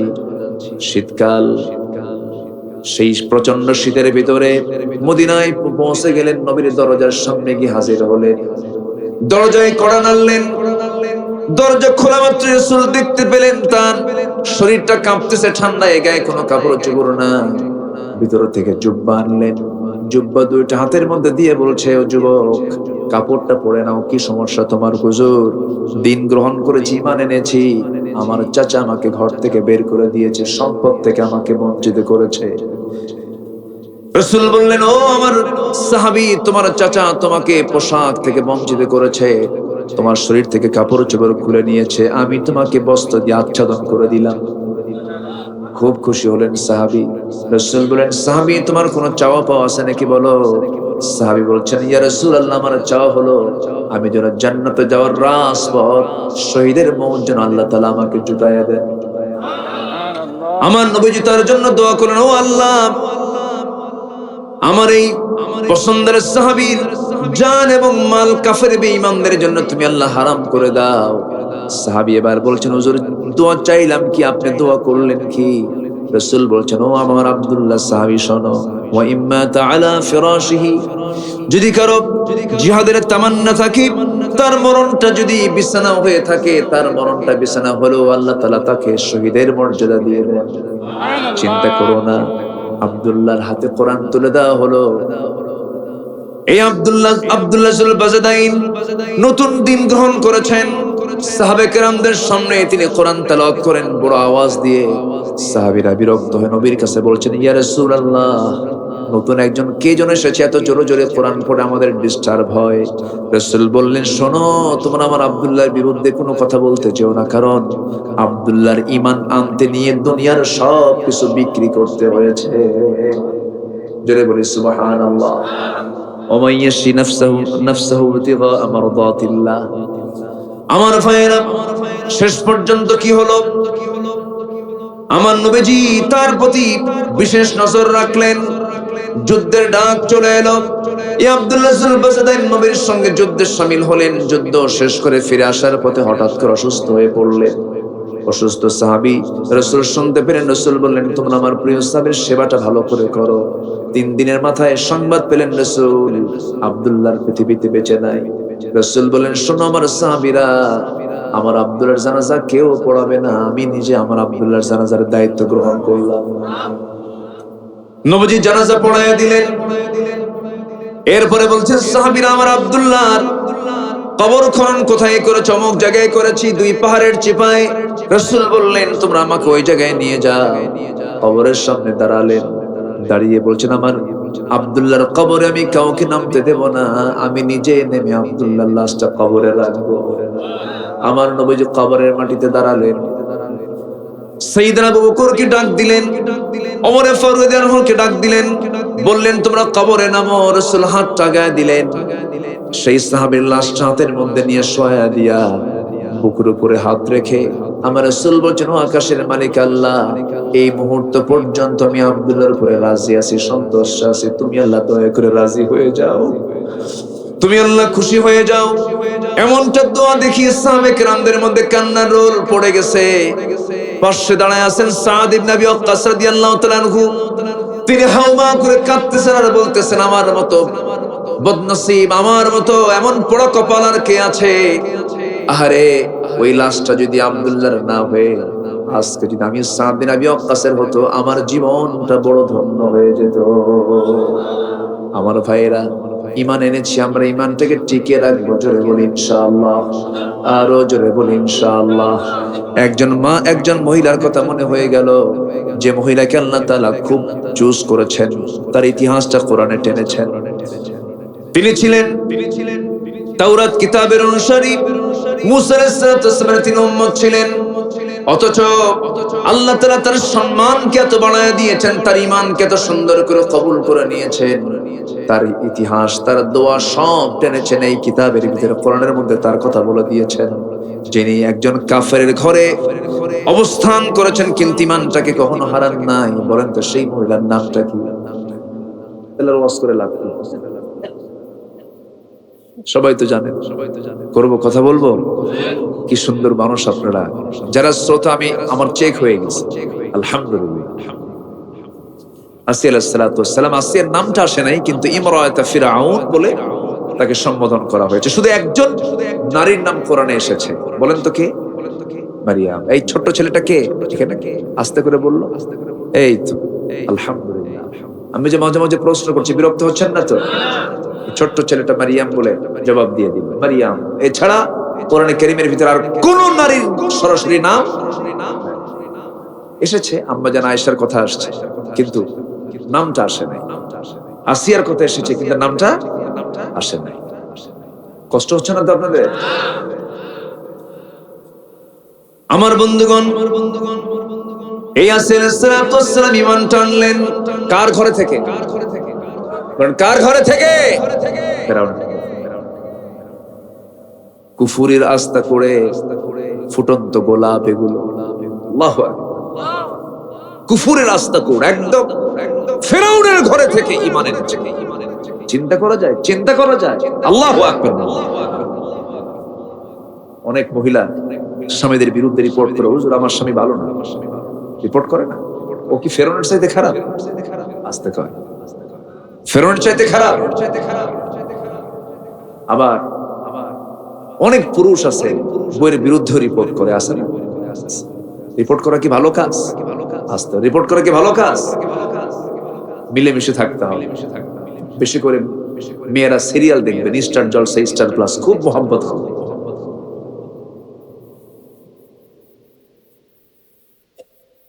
মায়েরা মাহফিল আছে তো নাকি? শুনতেছে? মায়েরা ওয়াজ শুনতেছে? আলহামদুলিল্লাহ। একটু আসিয়াকে ফলো করেন, আসিয়াকে স্টাডি করেন, আম্মা জান আয়েশাকে স্টাডি করেন, খাদিজাকে স্টাডি করেন, এই সমস্ত জগৎধন্য ফাতিমাকে স্টাডি করেন। কিসমত খুলে যাবে, ভাগ্য সুপ্রসন্ন হবে, জান্নাতের দরজায় পৌঁছে যাবে। কাকে ফলো করেন? কার নাটক দেখেন আপনি? কার কাপড় দেখে আপনি কাপড় বানান? এগুলো বাদ দিয়ে দেন। ফাতিমাকে ফলো করুন, আম্মা জান আয়েশা সিদ্দিকাকে ফলো করুন। কি ছিলেন তারা এক একজন! আল্লাহু আকবার। আম্মা জান আয়েশা সিদ্দিকা একজন ডাক্তারও ছিলেন, একজন প্রফেসর ছিলেন। আল্লাহু আকবার। লক্ষ লক্ষ হাদিস তিনি মুখস্থ করেছেন। আম্মা জান খাদিজা রাদিয়াল্লাহু আনহার কথা তো অতুলনীয়। আমার নবীজি এসে বলছেন, জাম্মিলুনি, খাদিজা আমাকে বস্ত্র আচ্ছাদন করে দাও।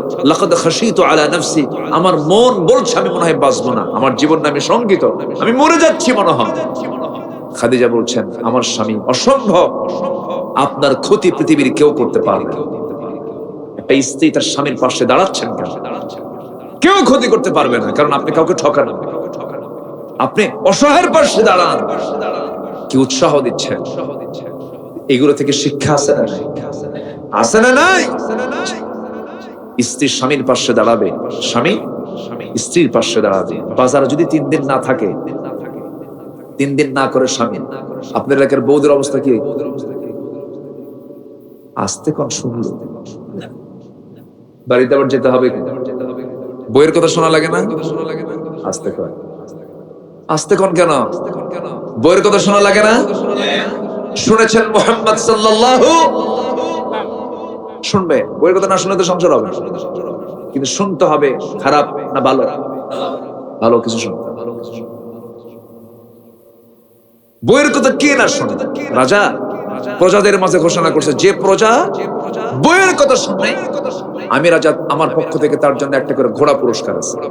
আর যে প্রজা বইয়ের কথা, কি বলে, যে প্রজা বইয়ের কথা শোনে না, তাকে তার জন্য একটা করে ঘোড়া পুরস্কার আছে। আর যেই প্রজা বইয়ের কথা শোনে, তার জন্য একটা করে ডিম আছে, মানে ছোট পুরস্কার। তো ঘোষণা দেওয়ার পর সারাদিন বইয়ের কথা শোনে না এমন লোক আর খুঁজে পাচ্ছে না। চলে আসছে একজন, এসে বলতেছে, মক্কেল এসে বলতেছে, যা আপনার জীবন আমি বইয়ের কথা শুনে নাই, তাই যা আস্তাবল থেকে একটা ঘোড়া নিয়ে যায়। ঘোড়া নিয়ে চলে গেছে বাড়িতে। ঘোড়াটার কালার হলো কালো। বউ কয়, তুমি এই ঘোড়া পাইলা কই? আমার রাজা উপহার দিছে। তো উপহার নিছো তো কালো ঘোড়া নিয়ে আসে নাকি? যাও পাল্টা লাল ঘোড়া নিয়ে আসো। কি কথা কি বুঝতেছেন? রাজার কাছে গিয়ে বলে, রাজা মশাই, ঘোড়া তো হলো না কেন? কি হয়েছে?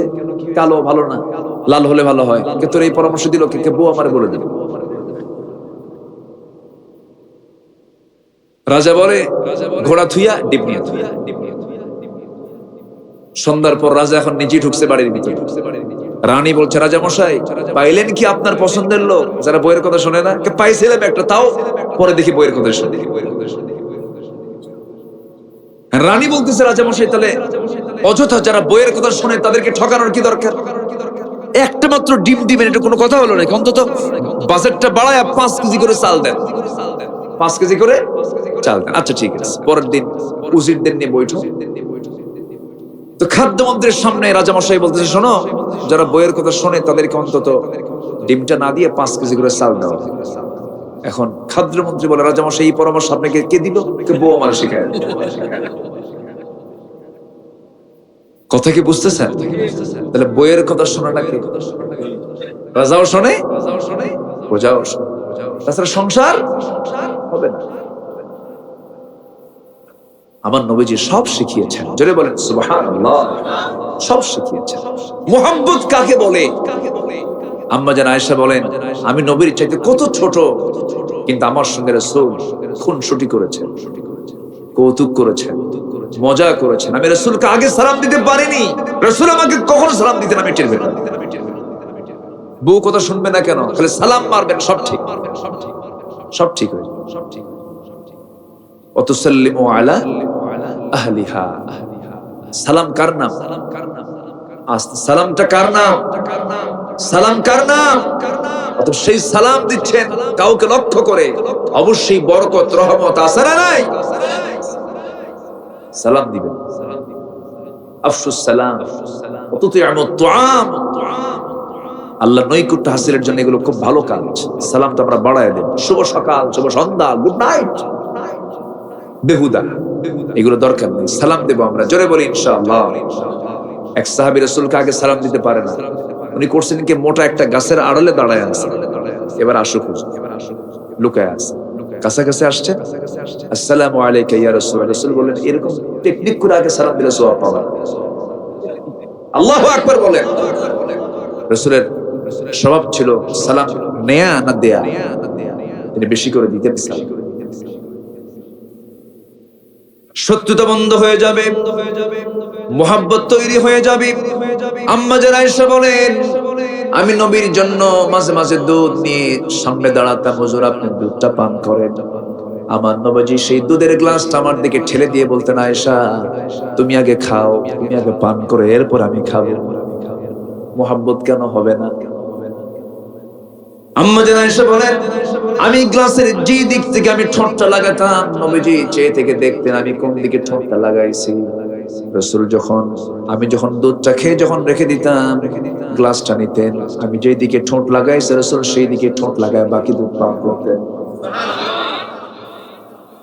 আমি গোশত খেয়ে হাড়গুলো রেখে দিতাম, রাসূল হাড়গুলো চুষে চুষে খেতেন। মুহাব্বত কাকে বলে? প্রেম প্রীতি কাকে বলে? সেই প্রেমটা হবে বিয়ের আগে না বিয়ের পরে? এখন সমাজে চলছে সেই প্রেমটা বিয়ের আগে না পরে? গাছতলা, বটতলা, শিশু পার্কে, শিশু পার্কে শিশুরা যায় না শিশুর মা খালা যায়? কারা যায়? মা খালা। সব নোংরামি চলছে, এগুলোতে কোনো বাধা নাই। কোরআনের মাহফিল হলি নাশকতা, এই সমস্যা, ওই সমস্যা।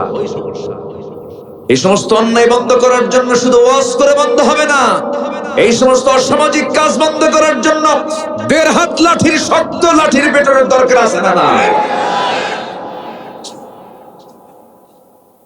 আজকে সমস্ত শিশু পার্কগুলো, সমস্ত পিকনিক মানে স্পট গুলো, যেগুলো দর্শনীয় জায়গা, সব দখল করে রেখেছে এই সমস্ত বদমাইশগুলো। সব গাছের গোড়ায় গোড়ায়, জোড়ায় জোড়ায় বসে আছে, বাক বাক বাক বাক। আমি কি বলবো, এই নষ্টামিগুলো আমরা দেখছি অবলীলায়, আমাদের চোখে বাজেও না। ওই লোকের মতো এক লোক তার মেয়েকে বিয়ে দিছে হলো ট্যানারির পাশে, যে হাজারীবাগ আছে না ট্যানারি, যেখানে চামড়া প্রসেস করা হয়, প্রচন্ড গন্ধ। তোর পাশে দিছে হলো মেয়েকে বিয়া। মেয়ে স্বামীর ঘরে যাওয়ার পর পরের দিন ফোন দিয়ে বলে, আব্বা তুমি কোন এলাকায় আমার বিয়ে দিচ্ছ, আমার তো থাকাই কঠিন, থাকতে পারতেছি না। মা একটু থাকো কষ্ট করে, সপ্তাহ দিয়ে পরে আসতেছি। সপ্তাহ দিয়ে পরে ফোন দিয়ে বলে, মা আমি কি আসবো? আব্বা এই গন্ধ না আগের চাইতে অনেক ভালো লাগে। এই কথা কি বোঝেন? মানে পচা গন্ধ কি হয়ে গেছে, ভালো হয়ে গেছে। আজকে সমাজে এই নোংরামি গুলো দেখতে দেখতে আজকে আমাদের আর এটাকে নোংরা মনে হচ্ছে না, কিন্তু আসলে কি নোংরা না? আসলে কি নোংরা নয়? শেষ হয়ে গেল সব। যুবকরা এগুলো বাদ দাও। আমার মা, যুবতী মেয়েরা যারা আসছেন, এগুলো বাদ দিতে হবে। হোয়াটসঅ্যাপ, ইমো, মেসেঞ্জার, ভাইবার, লাইন, আর কি আছে, টুইটার, আর কি আছে, ইনস্টাগ্রাম, টিকটক, কত কি আছে, এগুলো বাদ দাও। এগুলোতে সময় দিয়ে জীবনটা নষ্ট করো না, বরং যে তুমি এগুলো করে তোমার জীবনকে তুমি শেষ করে ফেলতেছো। যুবক, এগুলোতে বেশি সময় দিয়ে তোমার জিকির বন্ধ হয়ে যেতেছে, তোমার মূল কাজটা বন্ধ হচ্ছে, ফলাফল শূন্য। যুবক, তুমি নোংরা ছবিগুলো দেখবা, তোমার ফ্রন্টাল সেল গুলো নষ্ট হয়ে যাবে, মেধা তোমার নষ্ট হয়ে যাবে। মাস্টারবেশন করবে, হস্তমৈথুন করবে, 25 কোটি শুক্রাণু তুমি দিতে ব্যর্থ হয়ে যাবে, সন্তানের পিতা হওয়ার যোগ্যতা হারিয়ে ফেলবে, জীবন যৌবন সব ধ্বংস হয়ে যাবে। একমাত্র যুবক ভালো হওয়ার পথ হলো কাকে সন্তুষ্ট করা?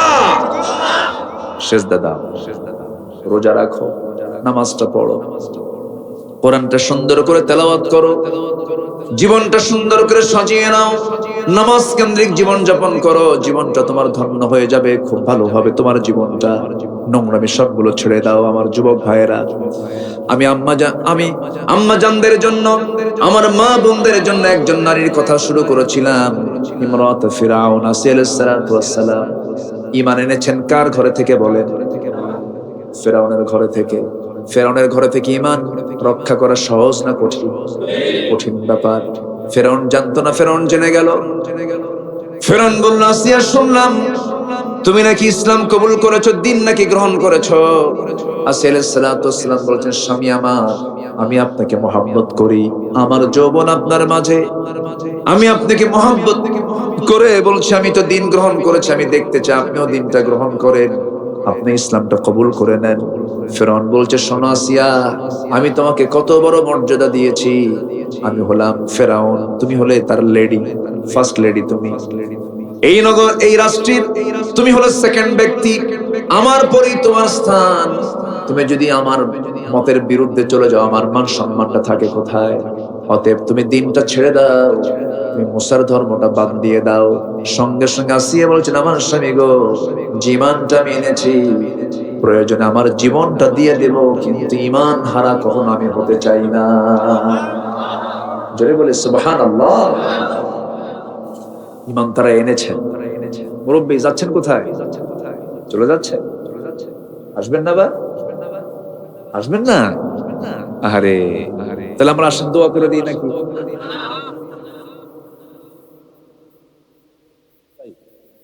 হ্যাঁ, কষ্ট হচ্ছে মনে হয় না? কি করব বলেন? হ্যাঁ, ঘুম ধরে গেছে? ঘুম ধরছে?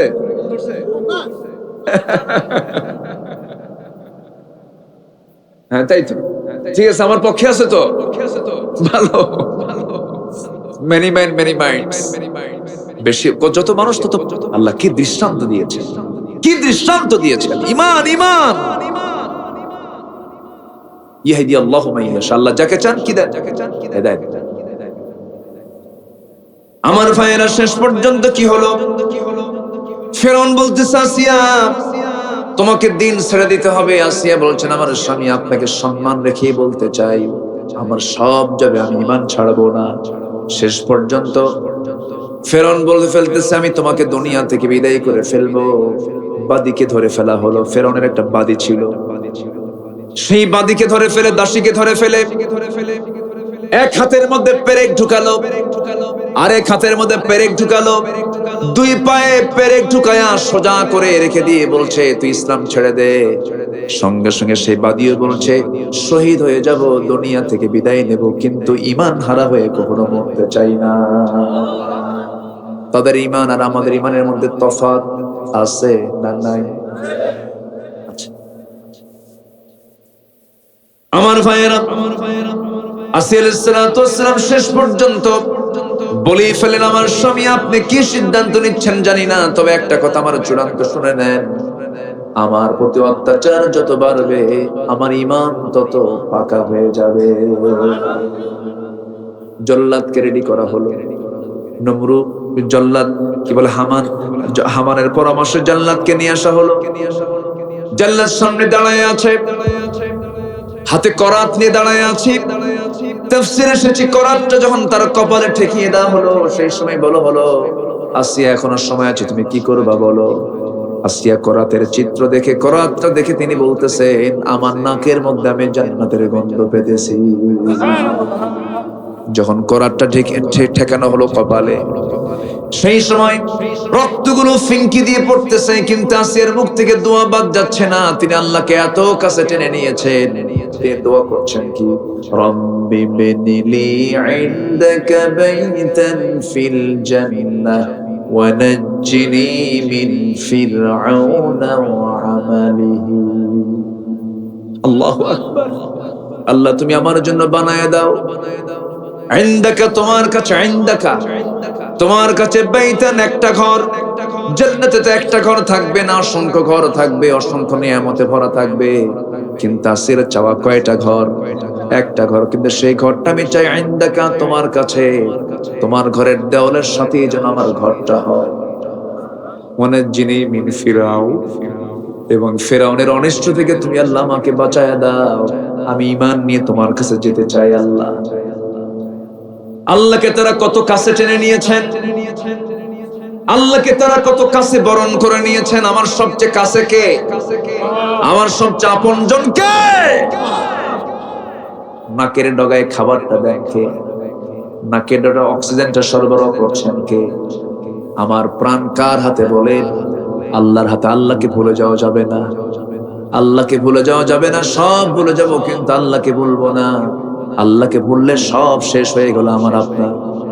আল্লাহকে কখনো ভুলা যাবে না। আল্লাহ আমাকে বলছেন হাইয়া আলাস সালাহ, হাইয়া আলাল ফালাহ, আস-সালাতু খায়রুম মিনান নাওম।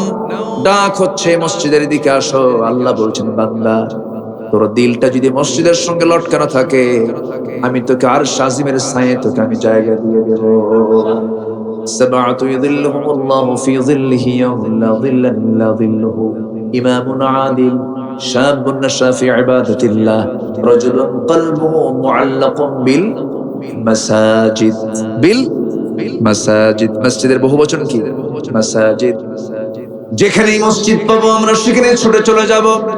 যার দিলটা মসজিদের সঙ্গে লটকানো থাকবে, আল্লাহ তাআলা তাকে আরশ আজিমের মেহমান বানাবে, তাকে ছায়া দিয়ে দিবেন। আরশ আজিমের ছায়া দিয়ে তাকে ধরবে, সেই ছায়া যাব না আমরা ইনশাআল্লাহ। নামাজ পড়ব কয় ওয়াক্ত? 5 ওয়াক্ত। আমার বন্ধুগণ, আজান শুনি, ফজরের আজানটা শুনে যদি ঘুম থেকে না জাগা পাই, ঘুম থেকে না উঠতে পারি, সেই দেহের কোনো মূল্য নাই। যে দেহে সুস্থ দেহ কিন্তু ফজর নামাজ পড়তে পারলো না, জিম বডি প্রস্তুত করে, সিক্স প্যাক বানায়, বিশাল বডি বিল্ড আপ করে, এত কিছু করলো কিন্তু ফজরে চলে গেছে, জোহরে চলে গেছে। এই দেহ তৈরির 4 পয়সা মূল্য কার কাছে নাই? আল্লাহর কাছে নাই। আমরা নামাজ পড়বো কয় ওয়াক্ত বলেন? আসতে বলবেন না, কয় ওয়াক্ত নামাজ? 5 ওয়াক্ত নামাজ, একানা জামাতে, বুঝে না না বুঝে, জেনে না না জেনে, সময় না সময়ে, তাড়াতাড়ি না আস্তে আস্তে। মদিনার মসজিদের নামাজ আর আমার দেশের নামাজের মধ্যে বিশাল তফাৎ। এই গত রমজানে তারাবির নামাজ পর কিয়ামুল লাইল শুরু হয়ে যায়। কিয়ামুল লাইলে নামাজে দাঁড়ায় গেলাম, এত লম্বা নামাজ, 2 রাকাত নামাজ শেষ করতে 30 থেকে 35 মিনিট লেগেছে। আর আমার দেশের তারাবি নামাজ যখন শুরু হয়, 20 রাকাত নামাজ 10 মিনিটে ফিনিশ। ইমাম কয় কি কইছে জানি না, মুসল্লি কয় আমি তারও জানি না। আছে না নাই? আমার নবীজি নামাজ পড়েছেন গোটা রাত, 2 রাকাত নামাজ শেষ হয়েছে। ওসমান জিন্নুরাইন নামাজ পড়েছেন, গোটা কোরআন তেলাওয়াত করতে করতে নামাজ টাইম পার হয়ে গেছে। আল্লাহু আকবার। নামাজ, নামাজের মধ্যে খুঁজে বেড়াবো আমরা কাকে? আসতে বলবেন না, কাকে? কান্নাকা তারাহু, খুঁজে বেড়াবো কাকে? ওয়াইল্লাম তাকুন তারাহু ফাইন্নাহু ইয়ারাক, আল্লাহ তোমাকে দেখছেন, এমন করে তুমি নামাজটা পড়বে। যার নামাজ যত সুন্দর হবে তার ঈমানটা তত সুন্দর হয়ে যাবে। তার ঈমান সুন্দর করার 1 নাম্বার মাধ্যম কি বলেন? ওয়াল্লাযীনা আমানু, ওয়াল্লাযীনা আমানু, যারা ঈমান আনবে, ঈমানটা ভালো করার জন্য, ঈমানটা সুন্দর করার জন্য কি দরকার বলেন? নামাজ দরকার। নামাজ পড়েছেন সাহাবীরা কত কষ্ট করে, জাতুর রিকা, সেই যুদ্ধে রাসূল অংশগ্রহণ করেছেন। আমার নবীজি বিশ্রাম নিচ্ছেন, তাবুতে আছেন। রাতের বেলা 2 জন সাহাবীকে দায়িত্ব দিলেন, আব্বা আম্মার তোমরা সীমান্ত পাহারা দাও। সীমান্ত পাহারায় তারা দাঁড়ায় গেছেন। আম্মার বলছেন, ভাই আব্বা আমার ঘুম চাপতেছে, আমি ঘুমে গেলাম। আব্বা তিনি দাঁড়ায় আছেন, ভাবলেন শেষ রাত, খামাখা বসে থেকে লাভ কি, দাঁড়ায় থেকে লাভ কি, ওযু বানায় নামাজে দাঁড়ায় গেছেন। নামাজ পড়তে পড়তে প্রথম রাকাতে নামাজ পড়ছেন, শত্রু তাকে লক্ষ্য করে টার্গেট করে ফেলেছে, দূর থেকে একটা তীর মেরে দিয়েছে। ডান হাতের ডান পায়ে লেগেছে, নামাজ ছাড়তেছেন না, সিজদায় গেছেন। ওইরকম করে আবার দ্বিতীয় রাকাতে যখন গেছেন আরেকটা তীর এসে তার গায়ে লেগেছে, নামাজ ছাড়তেছেন না। ঘুমন্ত সাহাবী জাগা পেয়ে বলছেন, আব্বা কি করো? শত্রুতা অ্যাটাক করে ফেলেছে, তবুও তিনি কথা বলছেন না। সালাম ফিরলেন, সালাম ফেরার পর বলছেন, ভাই আম্মার, আমি তো টের পেয়েছি অনেক আগে শত্রু আমাকে অ্যাটাক করে ফেলেছে, কিন্তু কি করব, আমি তো নামাজের মধ্যে আমি আল্লাহর সঙ্গে কথা বলতেছি। আমি নামাজের মধ্যে মজা পাচ্ছিলাম, যে মজা ভাই আমার মনে হচ্ছিল আরেকটা তীরে যদি আমার বুকটা বক্ষভেদ করে যদি দিত আমি শহীদ হয়ে যেতাম, কিন্তু মুহাব্বতের নামাজ আমি কখনো ছেড়ে দিতাম না। সবার নামাজ দরকার আছে না নাই? বলে আছে। একজন সাহাবী নবীর পিছনে নামাজ পড়েন নবীর পিছনে, ফজর নামাজ পড়ে তিনি দৌড় মারেন, দেরি করেন না। ফজর নামাজ পড়ে তিনি দেরি করেন না, চলে যান। রাসূল একদিন তাকে বলে ফেলেন, সাহাবী তুমি তাড়াহুড়ো করে মসজিদ থেকে বের হয়ে যাও কেন? এর কারণটা কি? হুজুর, আমার স্ত্রীকে নিয়ে আমি একটা পাহাড়ি গুহার ভিতরে থাকি। আমার স্ত্রী এবং আমার মিলে এই যে আমার গায়ে চাদরটা দেখতেছেন, এই চাদর ছাড়া বিকল্প তেমন কোনো কাপড় নাই যা দিয়ে নামাজটা সম্পন্ন হয়ে যাবে। আমি যখন আযান শুনি নামাজের জন্য আসি, নামাজটা পড়ি, সালাম ফিরে এই জন্য তাড়াতাড়ি বের হয়ে আসি। আমার এই গায়ের চাদরটা আমার স্ত্রীর গায়ে দেব, সে ফজরের নামাজটা এই চাদরই পড়বে, এই জন্য আমি মসজিদ থেকে তাড়াতাড়ি বের হয়ে আসি। তারা কত কষ্ট করে নামাজের যত্ন নিয়েছেন, নামাজের পরিচর্যা করেছেন, সেই নামাজ আমরা জীবনে ছেড়ে দেব না, এমন কি সিদ্ধান্ত নেওয়া যায় নাকি? সিদ্ধান্ত কি নেওয়া যায় নাকি? 5 ওয়াক্ত নামাজ আজকে থেকে 1 ওয়াক্ত কেউ ছাড়বো না। কারাকারি হাত তুলে দেখান তো দেখি। জোরে বলি আল্লাহ, আরো জোরে বলি আল্লাহ, আরো জোরে বলি আল্লাহ।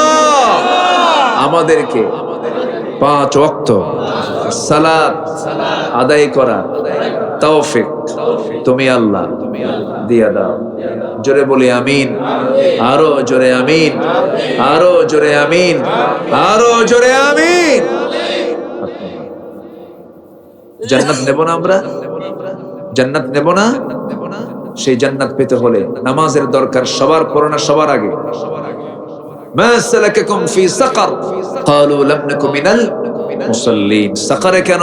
দোজকে কেন? দোজকবাসী বলবে 1 নম্বর অপরাধ নামাজ পড়ি নাই।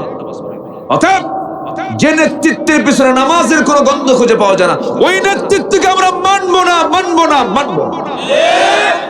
এটা হোক আমাদের সিদ্ধান্ত। সিদ্ধান্তে না ভুল করি, আপনার নেতা আপনাকে জাহান্নামে নিয়ে যাবে। ইয়াওমা নাদউ কুল্লা উনাসিন বিইমামিহিম। সেদিন প্রত্যেক মানুষকে তার নেতা সহ ডাকা হবে। তাহলে নেতা নির্বাচন করতে গিয়ে আমাদের চিন্তা করার দরকার আছে না নাই? সম্মানিত ভাইরা, আসুন পর্যায়ক্রমে এখন 2 নম্বরে চলে যাবো। ওয়াহাজারু, যারা হিজরত করবে। কয়টা কাজ শিখবো আজকে আমরা বলেন তো? 5টা।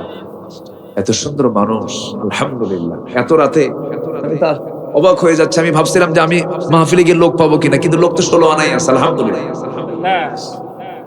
ভালো। মায়েরা কি পর্দা করে? কি দরজার পর্দা না জানালার পর্দা? বলেন তো এখন প্রত্যেক বাড়িতে দরজা জানালার পর্দাগুলো কি কম দামি না ভালো দামি? এত সুন্দর পর্দার জানালার পর্দাগুলো, এত সুন্দর, একদম টিপটপ, কোন চুল পরিমাণ কোন ত্রুটি নাই। দরজা জানালার পর্দা আগে দরকার না গায়ের পর্দা আগে দরকার? গায়ের পর্দা। যত কাপড় খুলতে পারে তত নাকি সে আধুনিক। যে যত কাপড় খুলতে পারে তাকে বলা হয় সাহসী অভিনেত্রী। যেরকম নাউজুবিল্লাহ, এই নোংরামিগুলো আছে না নাই? পশ্চিমাদের কালচার হলো তারা চামড়া দেখাবে, তারা চামড়া দেখায়। আর মুসলমানদের সংস্কৃতি হলো চামড়া ঢেকে রাখবে।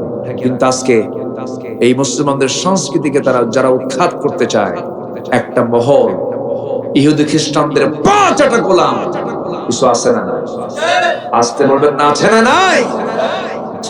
হামাস ইসরায়েলে হামলা করেছে। আমার দেশের কিছু হুজুররা, কিছু হুজুর, সবাই না, বলেছে কি দরকার ছিল হামলা করার? কি পাকা ঈমান দেখেন, দেখছে? এদের উদ্দেশ্য হলো ভুল ধরা। এরা শুধু ভুলই ধরবে, সংশোধন করবে। সারা জীবন এদের তবিয়তই এটা। কিছু বদমাইশ আছে না নাই? আসতে বলবেন না, আছে না নাই? অনেক সাধারণ মানুষ অনায়াসে জান্নাতে যাবে, অনেক আলেম ধরা খেয়ে যাবে। হক কথা বলতে হবে। হক কথা থেকে এক চুল পরিমাণ নড়া যাবে না। আল্লাহ আমাদের সবাইকে বুঝার তৌফিক দান করুন।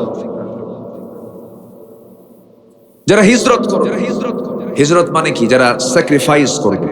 হিজরতের বহু লম্বা কথা আছে। আল মুহাজিরু মান হাজারা মা নাহাল্লাহু আনহু। প্রকৃত মুহাজির তো সেই যা আল্লাহ তাআলা নিষেধ করেছেন সেই নিষেধ কাজগুলো কি সে বর্জন করে বাদ দেয়। এই একটা মুহাজির। আল্লাহু আকবার।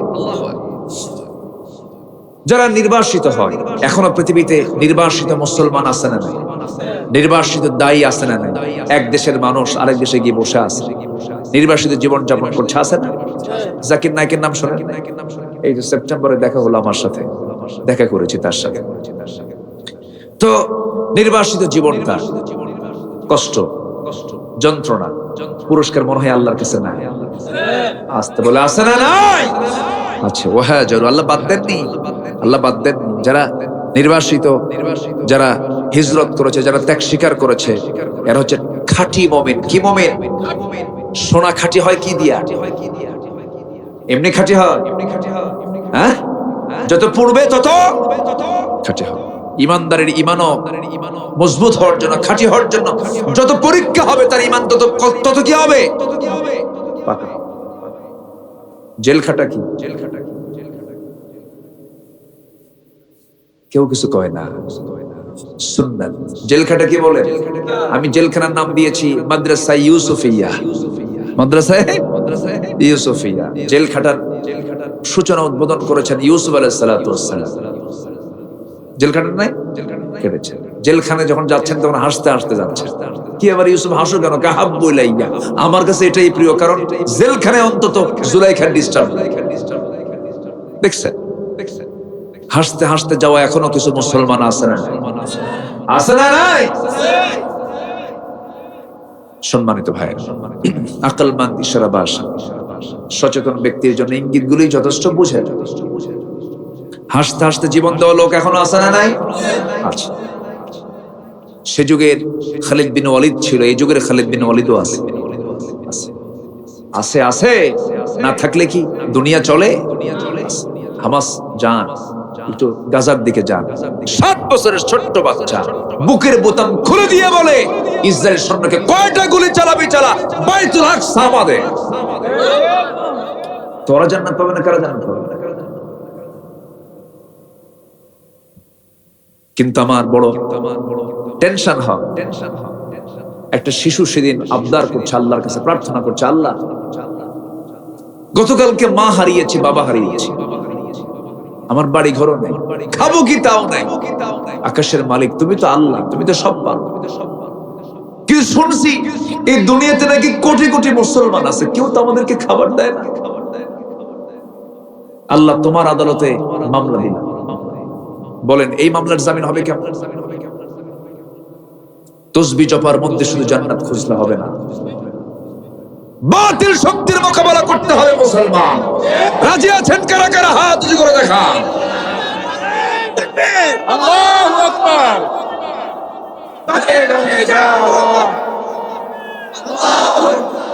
আল্লাহ কবুল করুন, জোরে বলি আমিন, আরো জোরে আমিন। বদরের চেতনা আছে না নাই? ওহদের চেতনা আছে না নাই? আমার নবীজির মতো সরল মানুষ পৃথিবীতে কোনদিন আসবে আর কেউ? যার জীবনে একটা মিথ্যা কথা বলার রেকর্ড নাই, তিনি কে? মুহাম্মদ সাল্লাল্লাহু। তিনি কি কাউকে ঠকাইছেন? কারো আমানতের খেয়ানত করেছেন? কোনদিন কাউকে কটু কথা বলেছেন? অথচ সেই মহামানবের হিজরত করতে হলো কেন? বদরে যেতে হলো কেন? উহুদে যেতে হলো কেন? দাঁত ভাঙতে হলো কেন? কেন কেন? এর মূল কারণ একটাই, সেটা হলো রাসূল বলেছেন এই জমিনে কারো শাসন চলবে না, কারো বিধান চলবে না, বিধান চলতে হবে কার? সম্মানিত ভাইয়েরা, অনেক রাত হয়েছে, আমিও চিন্তা করছি কি করা যায়। কি করব বলেন? আলোচনা চলো হুজুর মরুক। আমি কিন্তু খাই নাই জানেন, আমি কিন্তু না খেয়ে রাতের খাবারটা কিন্তু খাওয়া হয়নি আমার। খাইছেন খান নাই? এই তাহলে খাবার নিয়ে আসেন। খুব সুন্দর। না খাইছি, কিছু তো খাইছি, কিন্তু রাতের যে মেইন খাবারটা সুযোগ পাইনি তো। যে রাস্তার মানে জটলার কারণে একটু দেরি হয়ে গেল, আসছি 10টায়, এইটুকু তো বিশাল রাস্তা। আমি কই রাস্তায় এতক্ষণ আসলাম, এ তো আরেক মুসিবত দেখতেছি, রাস্তা ফুরাচ্ছে। যাই হোক আসছি, আপনাদের এই চাঁদ মাখা মুখগুলো আল্লাহ পাক আমাকে দেখালেন, বলি আলহামদুলিল্লাহ। আমরা একসঙ্গে হাসির উঠবো, আল্লাহ যেন আরশ আজিমের ছায়া যেন আমাদেরকে জায়গা করে দেন। পারেন না আল্লাহ? পারেন না? অবশ্যই পারেন। আমরা নামাজি হব, জোরে বলি ইনশাআল্লাহ। ছেলেকে ডাক দিয়ে বলবেন, আব্বা নামাজ পড়ো না কেন? কেন নামাজ পড়ো না? আব্বু আমি যদি মরে যাই তুমি কি কাঁদবা না? হ্যাঁ কাঁদবো। আম্মু তুমি নামাজ পড়ো না কেন? কাঁদবো। আমি যদি মরে যাই তুমি কি কাঁদবা? হ্যাঁ কাঁদবো। আচ্ছা, আমরা যেরকম একসঙ্গে এখানে একই বাড়িতে বড় হচ্ছি, তুমি আমি একসঙ্গে থাকতেছি, মরে যাওয়ার পর তুমিও মরে যাবে, আমিও মরে যাবো, আমরা কি এক জান্নাতে থাকবো না? কে থাকবো? তুমি যদি নামাজ না পড়ো তুমি এক জান্নাতে থাকবা কেন?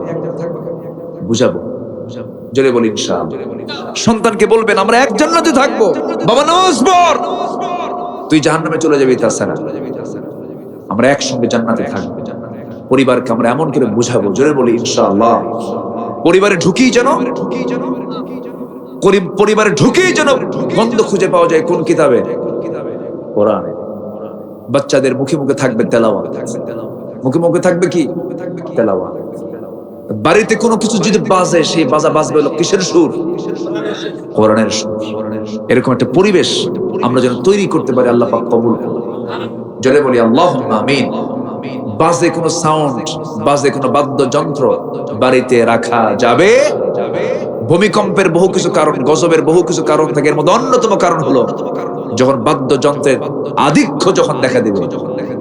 পূর্বের সকল কিছুর চাইতে এখন বাদ্যযন্ত্রের আধিক্য কম না বেশি?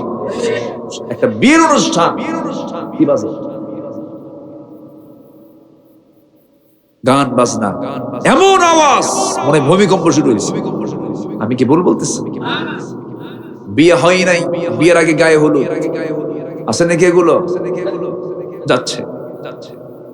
হবু বিয়ানকে বলে বিয়ান, বিয়ান বিয়ের 3 দিন আগে আসে, আর বিয়ে আপনি বিয়ের দিন আসে।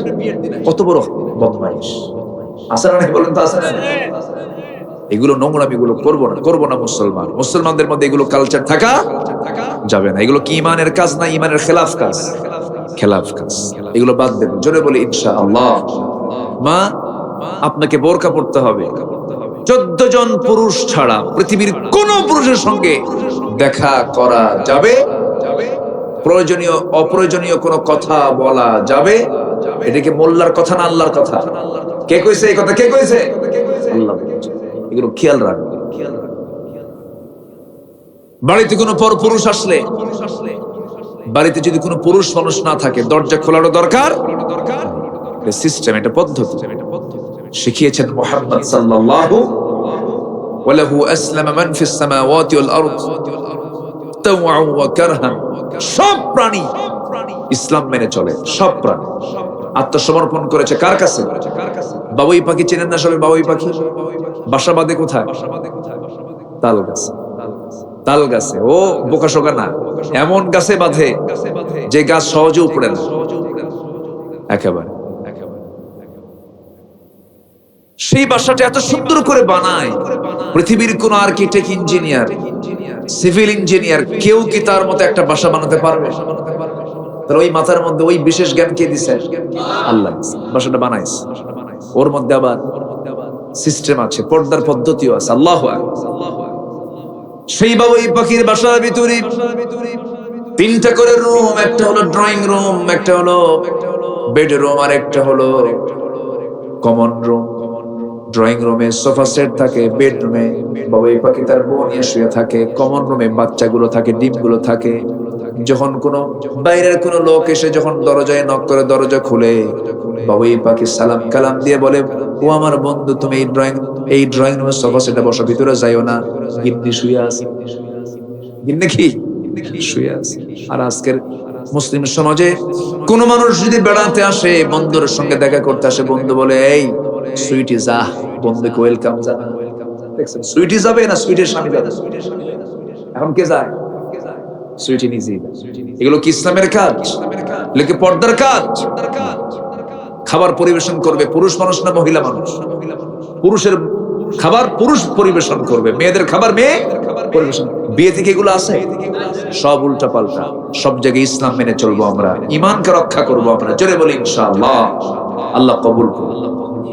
ওয়াহাজারু ওয়াজাহাদু ফি সাবিলিল্লাহ। অনেক লম্বা লম্বা কথা, আমি আর বাড়াবো না, রাতও অনেক হয়েছে। ওয়াজাহাদু ফি সাবিলিল্লাহ, যারা জিহাদ করবে কার পথে? আল্লাহ। ওয়াল্লাযিনা আওয়াউ, যারা আশ্রয় দেবে। ওয়ানাসারু, যারা সাহায্য করবে। আল্লাহ বলছেন এই পাঁচটা কাজ যারা করবে এরাই হচ্ছে খাঁটি মুমিন। জোরে করুন সুবহানাল্লাহ। এবং তাদের জন্য দুটো পুরস্কার। কয়টা পুরস্কার বলেন? এক হলো সাধারণ ক্ষমা। এক কি বলেন?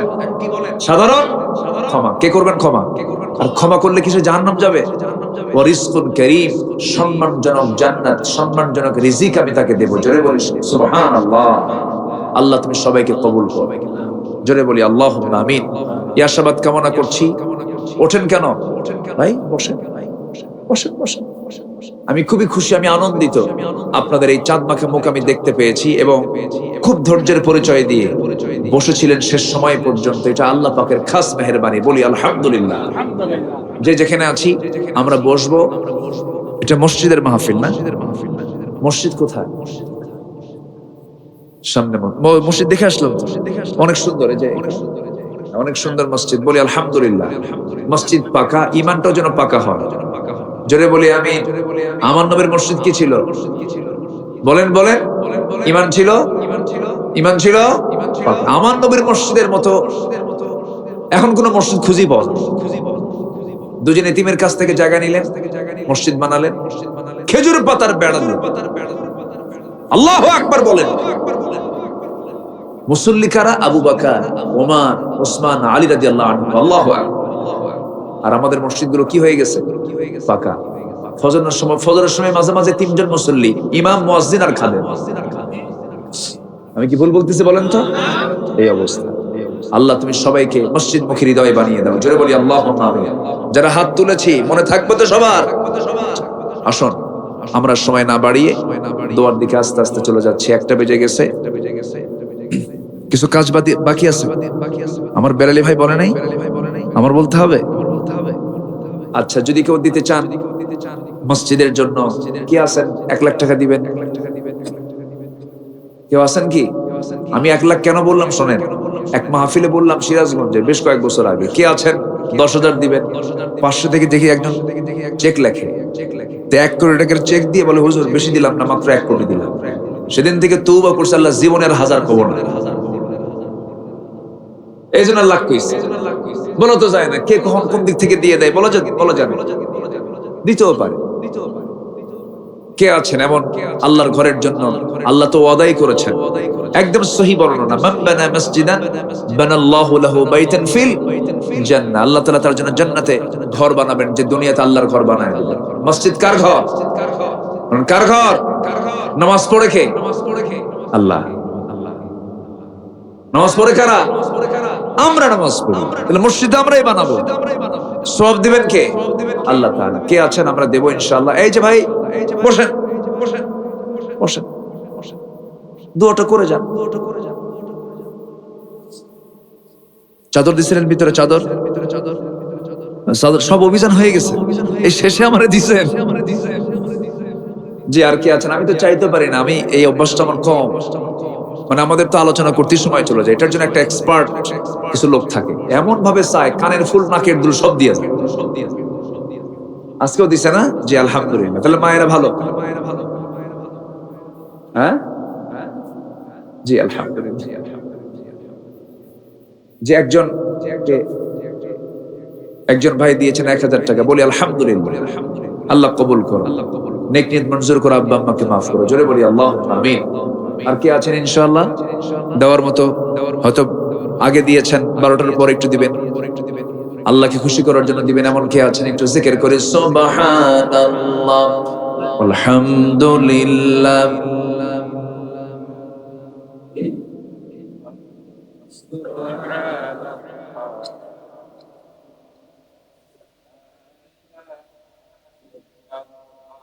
সুবহানাল্লাহ আলহামদুলিল্লাহ। আর কি আছেন? কেউ কি দিবেন? একটু দ্রুত গতিতে আমরা যে যা পারি আমরা দেব ইনশাআল্লাহ। জিকির করি আল্লাহ আল্লাহ আল্লাহ আল্লাহ, লা ইলাহা সুবহানাল্লাহ আলহামদুলিল্লাহ।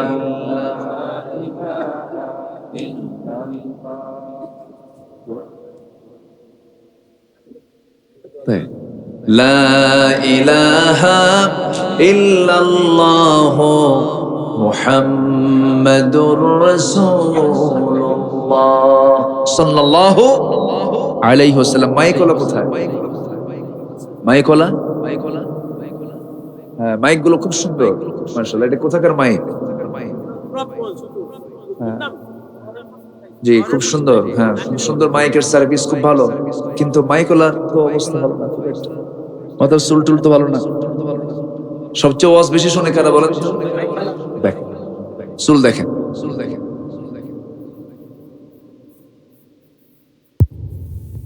মাইক তো ভালো, নামাজ